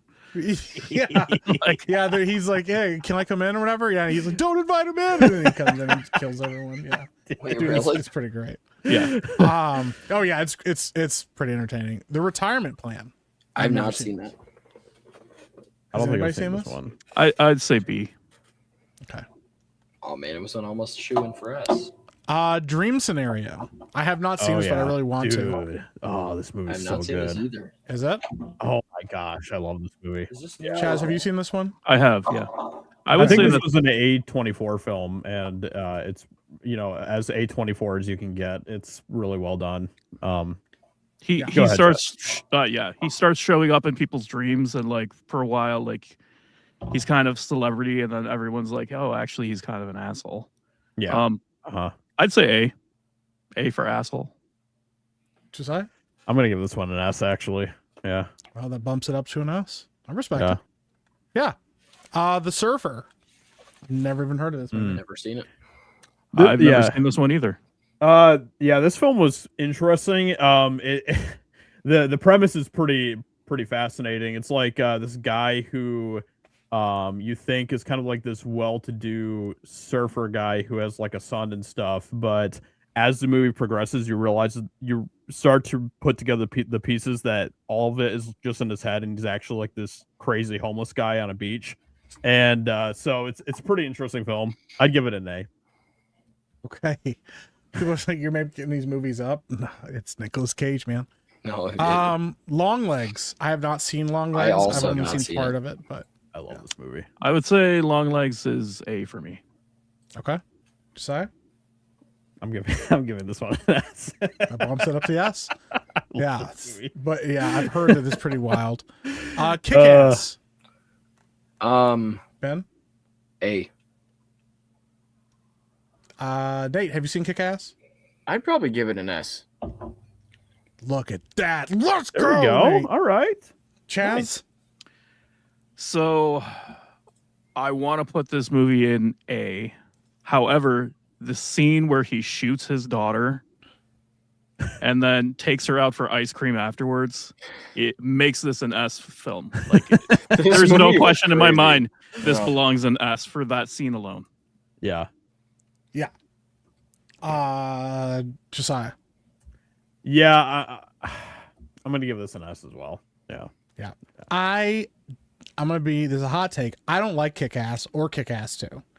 I do not like what they are for the superhero franchise, but Nicolas Cage is so good in this movie as Big Daddy, and I love that part of it. And that sequence alone was so rad. It made me watch the movie twice because I wanted to rewatch that scene. And yeah, him shooting his daughter and then taking her out for ice cream was pretty great. I'm gonna give it an S as well. Yeah. Ghost Rider, Spirit of Vengeance. Oh, so this is the second one first. Okay. Yeah. Yeah. You know, like deep down in my bones, I hate these movies, but it's Nick Cage, so I at least have to give it like a C. But I honestly despise the Ghost Rider Yeah, but movies. what about Sam Elliott? No, He rides a flaming horse. I know, but Sam Elliott can't save these movies. They're that bad. Well, Sam Elliott doesn't have to save these movies. You have Nicolas Cage saving. He these can't movies save them already. either. You're that bad. But I see. I guess that's the lowest I can go for. I don't know what you're talking about. Chaz, what do you think about Ghost Rider? I Spirit? think it's a C movie. Okay, Josiah.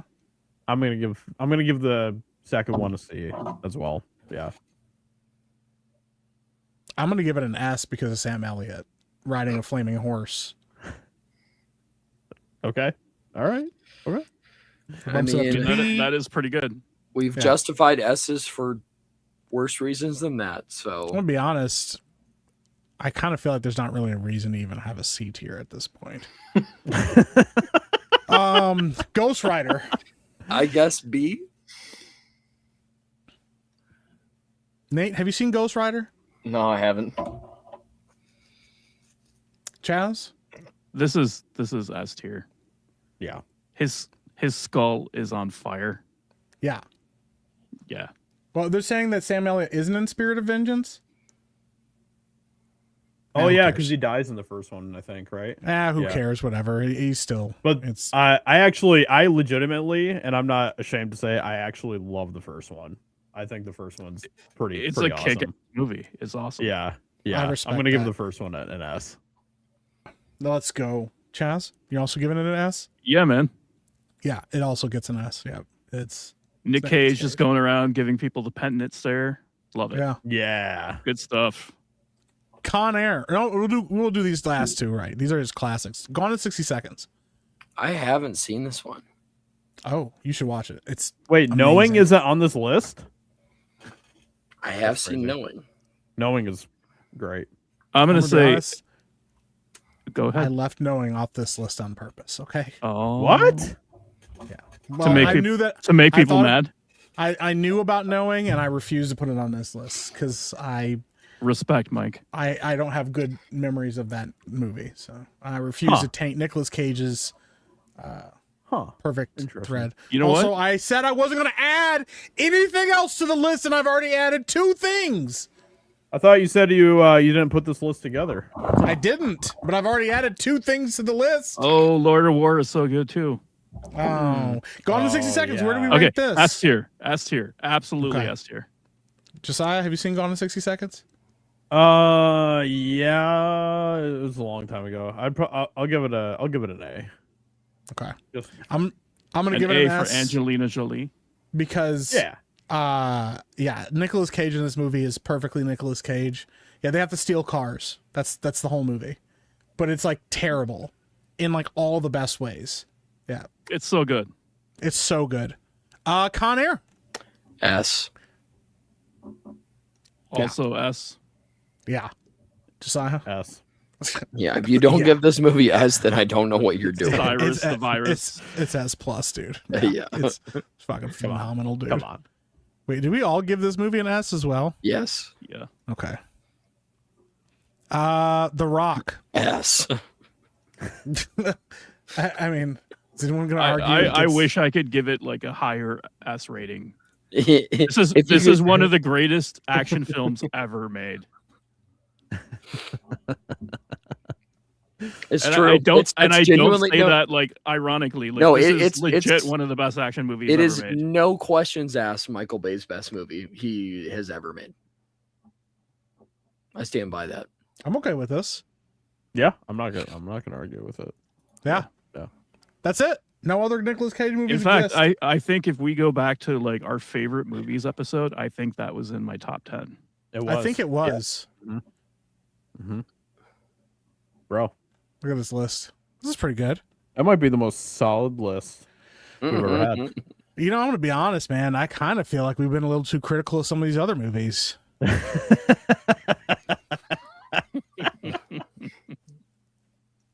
We don't even need a beat Don't even need here a beat anymore, here. bro. Got the Crudes in A. Mike just wanted to get the Crudes a little higher on the list. That's all. I mean, I'm gonna be honest. There's really only one. We're kind of doing him a discredit because if he was phenomenal in one movie, don't you think he's phenomenal in all the movies? There it is. The perfect quintessential. Please tell your friends about this list. Do you think you All can right. post this on Twitter if someone's getting mad? I sure hope not. I'm No, gonna I I'm gonna don't think so. screenshot this and post. Please it on screenshot this and share it, and I will share it, and we will make sure people understand. This is a quintessential list. All right, people are screaming for Blade. I don't know if Blade belongs on this list. You know what? I'll put Blade on the list. All right, you guys want Blade on the list? All right, okay. Wow, I'll look at put that, Blade. chat. You don't even have to pay for it this time. Look Well, at that. yeah, I was Nope. gonna say I will remind you though, Huge. chat, that if Blade goes on the list, Blade comes off the microphone.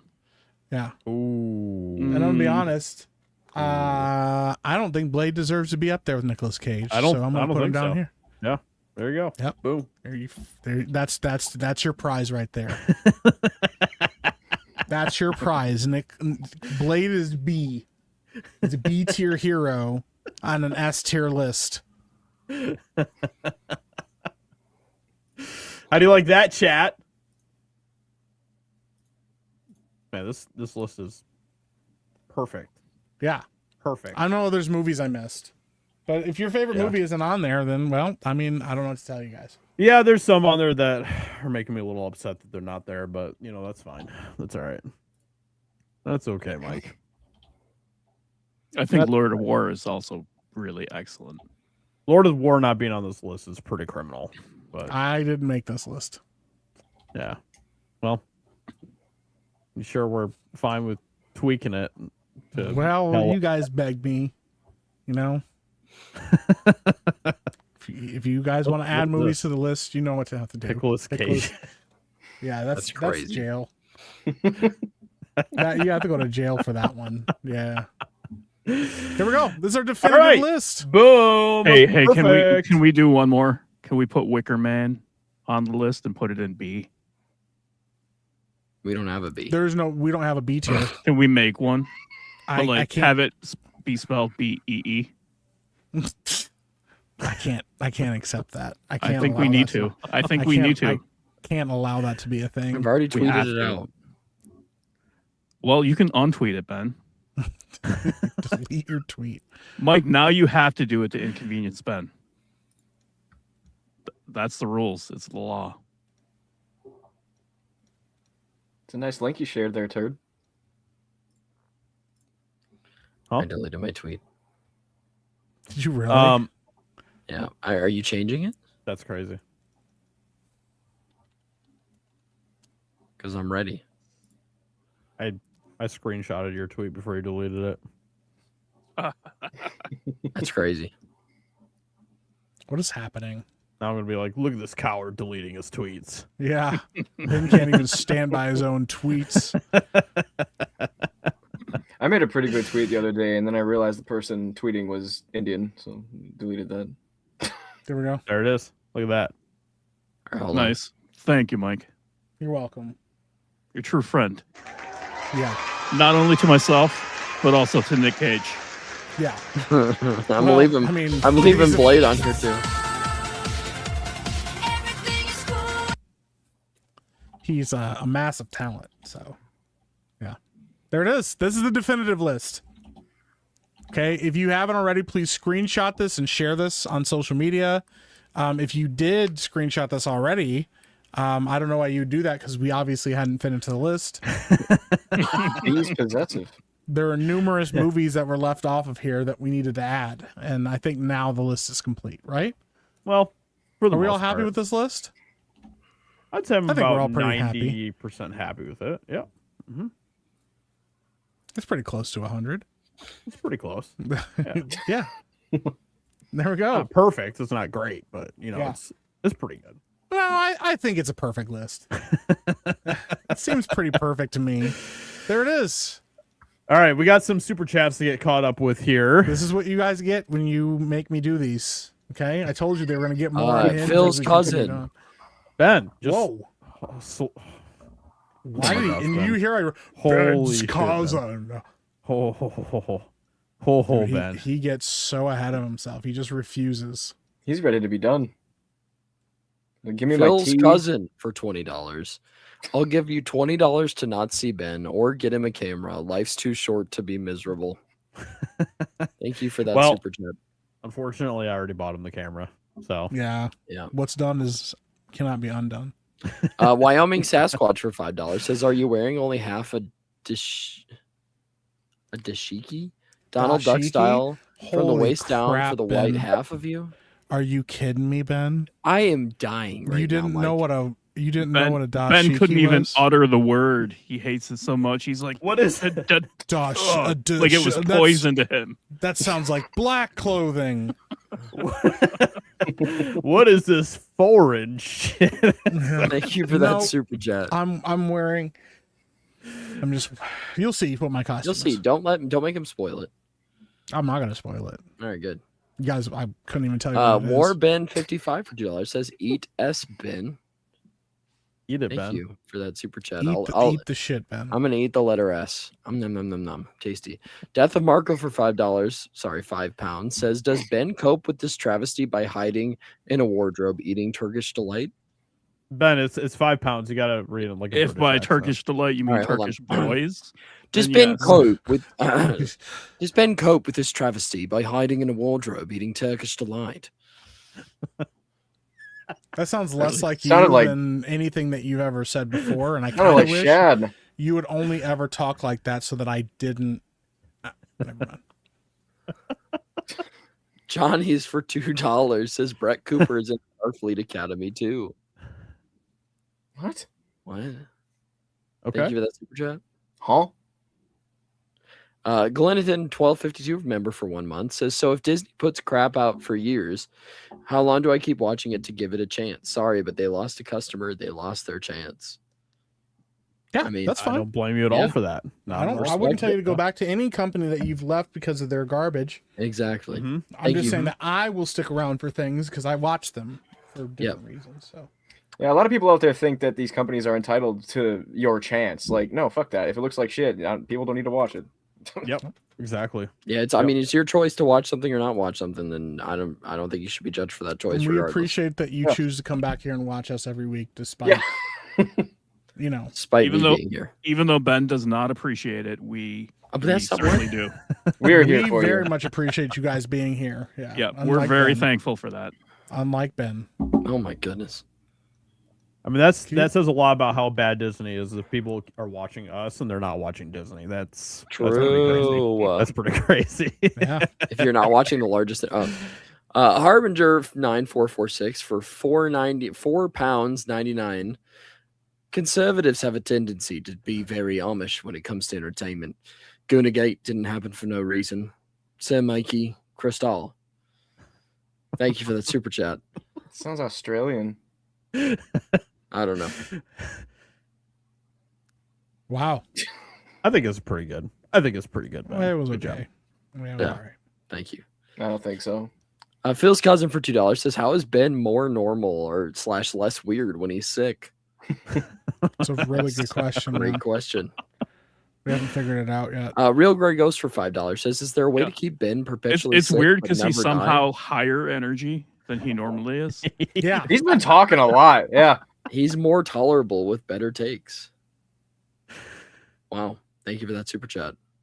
Ben's all hopped up on drugs. That's why. Yeah. War Wizard for $1.99 says kick Ben. We've been Thank you trying. for that chat. He's like hooked up to multiple War IDs. Wizard for $1.99 says add the Rock as in Dwayne Johnson.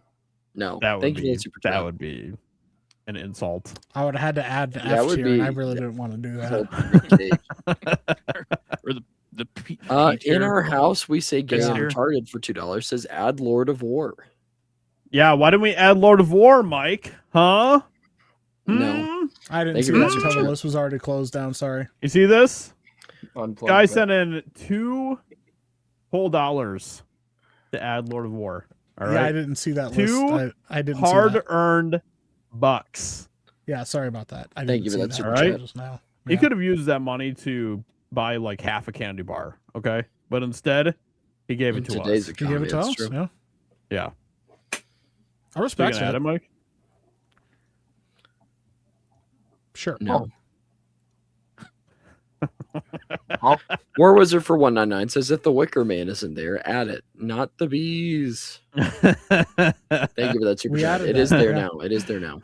It is indeed there now. And Yeah. Ben Yep. even tweeted it out, so you can go follow Ben over on Twitter and you can check it out there. Well, Yep. you don't have to do that, but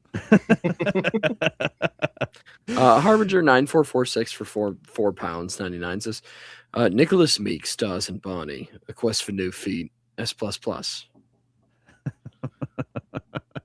you for that super chat. Oh man, and I mean, we probably do have that Barney clip that we could probably You could probably play pull some if strings. we wanted to. Yeah, I know somebody. put something I together. think Turd put it in the chat there. Oh, he put the shark Shark one there. Okay. Oh, there's the Barney one. Okay. So we could pull this up and we could watch it if we wanted to. So Mike's getting threatened over here. Blackmail. what do you think? Well, while you ponder that, we do have another super chat. The Masked Marvel 5 for $10 says, "Did you add Lord of War, Miki?" Sure. Did you, Mike? He said, "Sure." Thank you for that super chat. All right. Well, Where am I? What do I got? Oh, hold on. I'll pull it up. oh no, I got it right here. I I am all No, not set. that. I'm talking about the movie Oh, Lord of okay. War. Well, I already have this. I already have this pulled up, so we might as well watch it. No, you should just take it down. Shergoy for 50 says serenade Steph with the song, Mike. I'm pulling it up, I'm singing it. Oh my god, I'm never gonna fucking recover from this. I added Lord of War to the list. It's added. It's in S tier. I love you. You love me. We're a happy family with a great big hug and a kiss from me to you. Won't you say you love me too?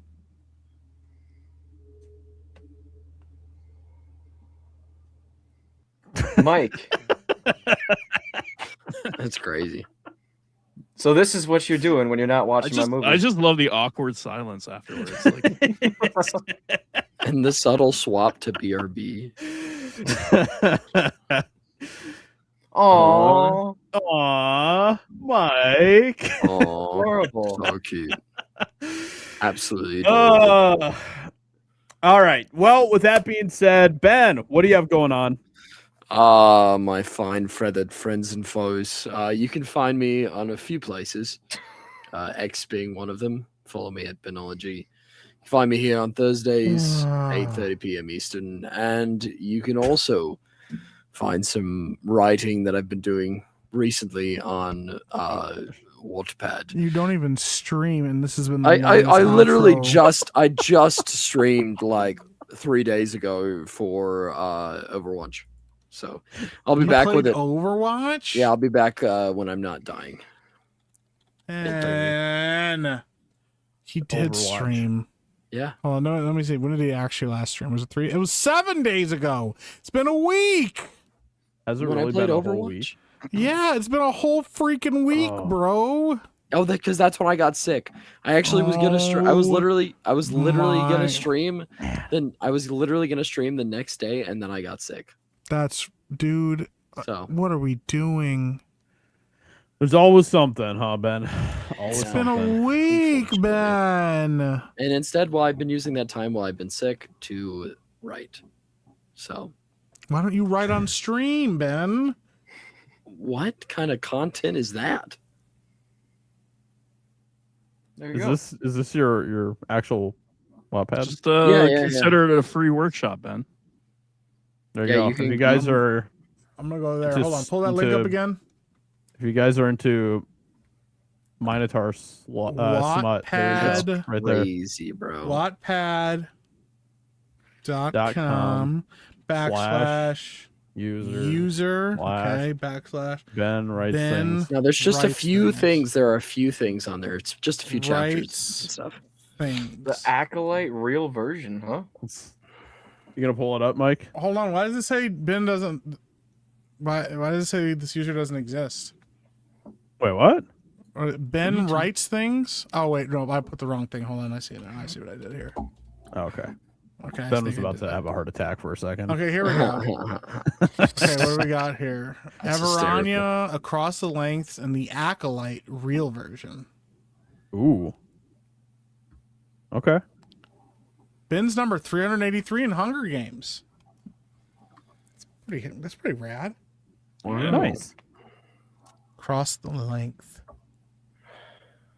Table of Contents, Lucy. What the hell? Did Ben die in the middle of... I think he overdosed. Question 4. May 16th, 2122.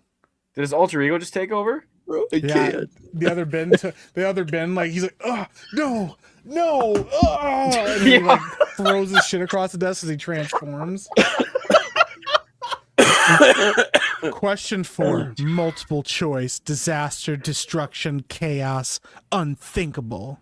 Girl scoffed, pointing the lead pencil tip into the paper.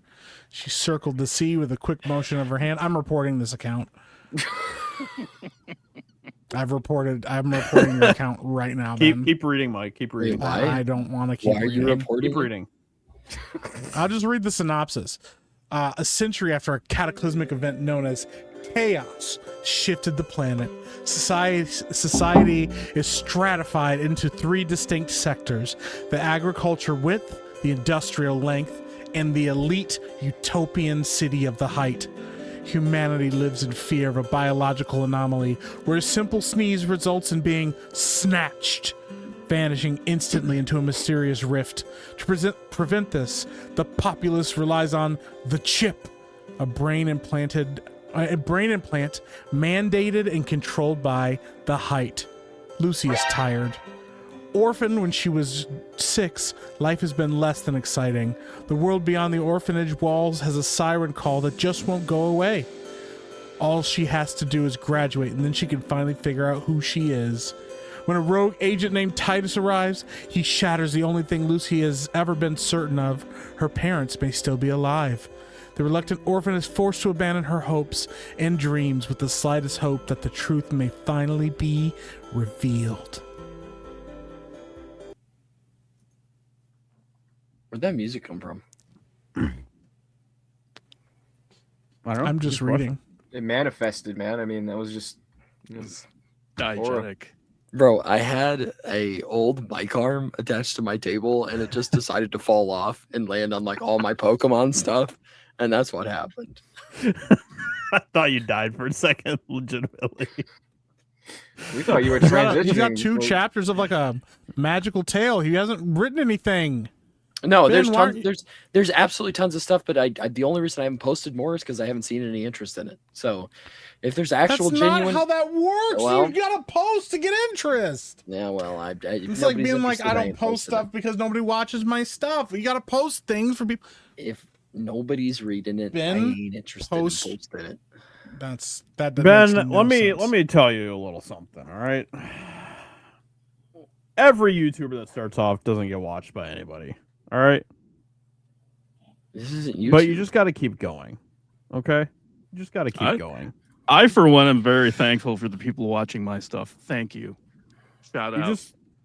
You Gotta just start gotta somewhere. keep plowing ahead, even if there are nobody watching. Or reading You at just gotta first. make it happen. Or That's reading. how you- or reading. Yeah. Yeah. I can't believe that, man. Just gotta plow, Ben. Just keep plowing and don't stop. You gotta All right. post your stuff, Ben. That's how people read it. Mm. If you don't post your stories, how can people read them? That's a good point. See? Well, That's a really good point.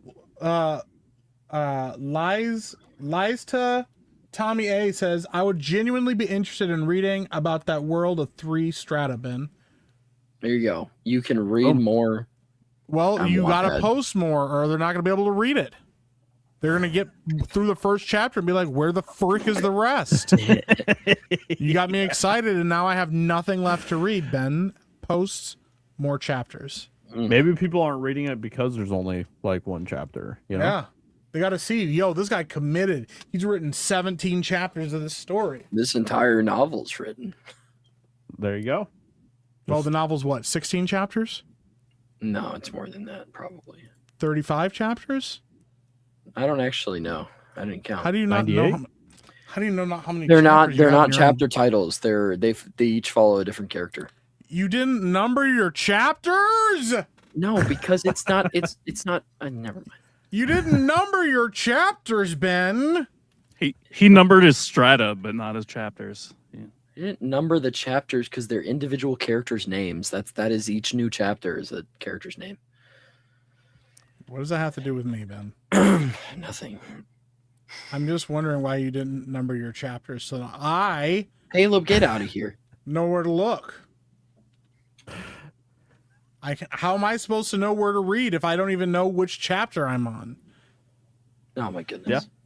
You're like, man, gotta find where I Man, was. I wish I remembered where I was, Ben, but is- I don't is- know. Ben, is Layla another sister? Wait, what? Who's Layla? Layla. Why did you talk to them that way? Oh, I said Caleb. Oh, I thought you said Layla. No, as in, no, like, Is Caleb your other sister? Yeah. That's my trans sister. Ben, be real with us. Is Caleb man. is Caleb your sister? No. Did you have your sister create an alt name? No. I don't know. Is your sister watching right now, Ben? Is the sister in the room with us? Is any of your are any of your sisters watching this stream right now, Ben? Be real. Be honest. No. My sisters have never watched this. Why not? They don't want to watch this. They don't. You don't know that. Did you tell them that they have a ton of fans here that would love to talk to them and Absolutely, hear their dude. thoughts on media and various other topics? Did you even bother to let them know? I mean, they got so many fans. Fans are out here writing songs about them and stuff. Like, it's Yeah. amazing. What are you? What, Ben? Like, it's true. You've been depriving your sisters of their fans, and vice versa. My trans sister is hot, Bags. No, Ben, stop the nonsense. Ben, Someone clip why that. are you depriving your sisters of their fans? Be honest, Ben. This will affect your final grade.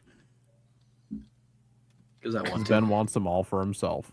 No. There it is. The truth is finally out. Yep. Ben It has stinks, been but- hoarding his sisters from us, keeping them all to himself. Yep. Alabama. Ben George will finish Winter.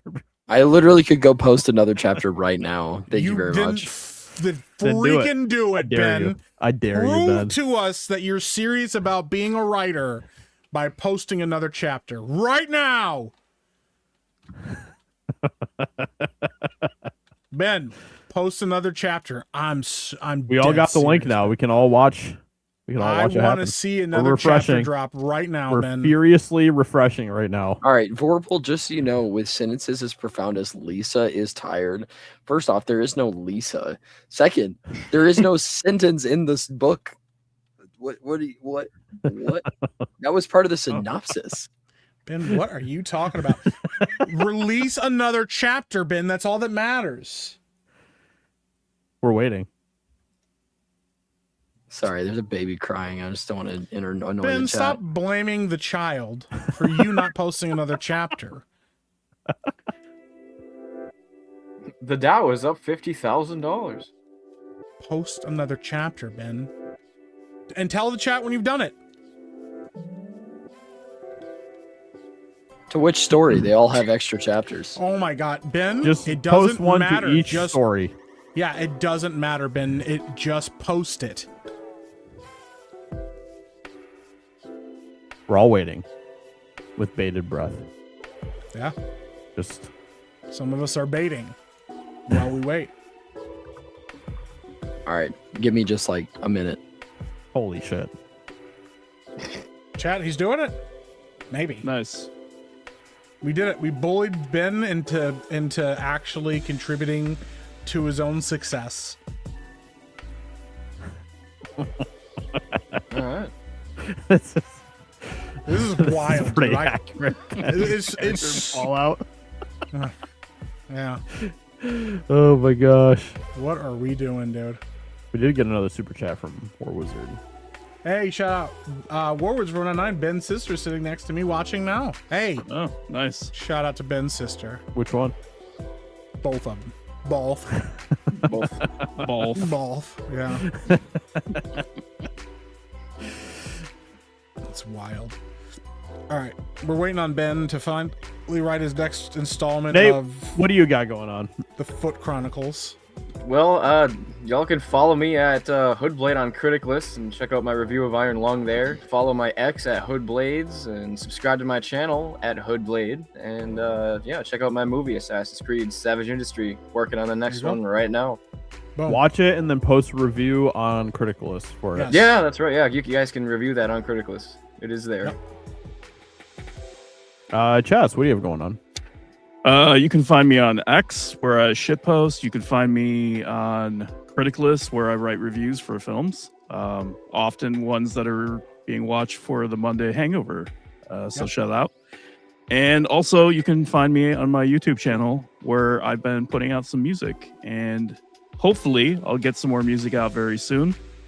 The last 2 weeks have been really crazy for me. Me and various family members have been in the ER or the urgent care 7 times last couple weeks.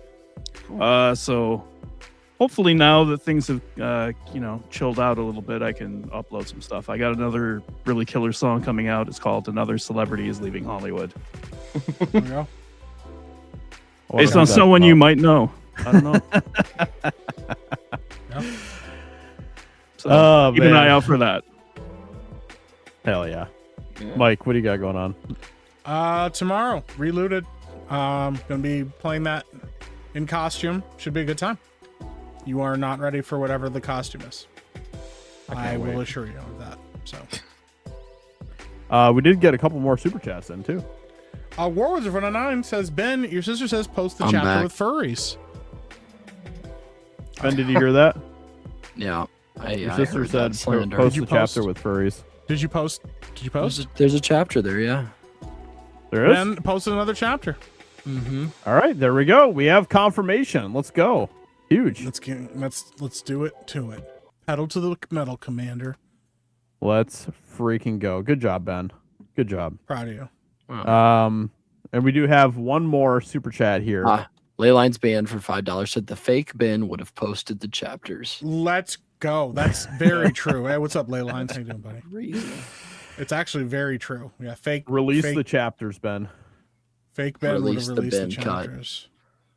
All right. Well, with all that being said, we appreciate you all. Thank you so much for hanging out with us tonight. It was awesome. You guys rock. We appreciate all of you guys. Thank you so much for your generosity and the super chats tonight as well. Thank you. And we will be back next week. Until then, have a great weekend, and we will catch you all in the next one. Bye. Out of the ocean.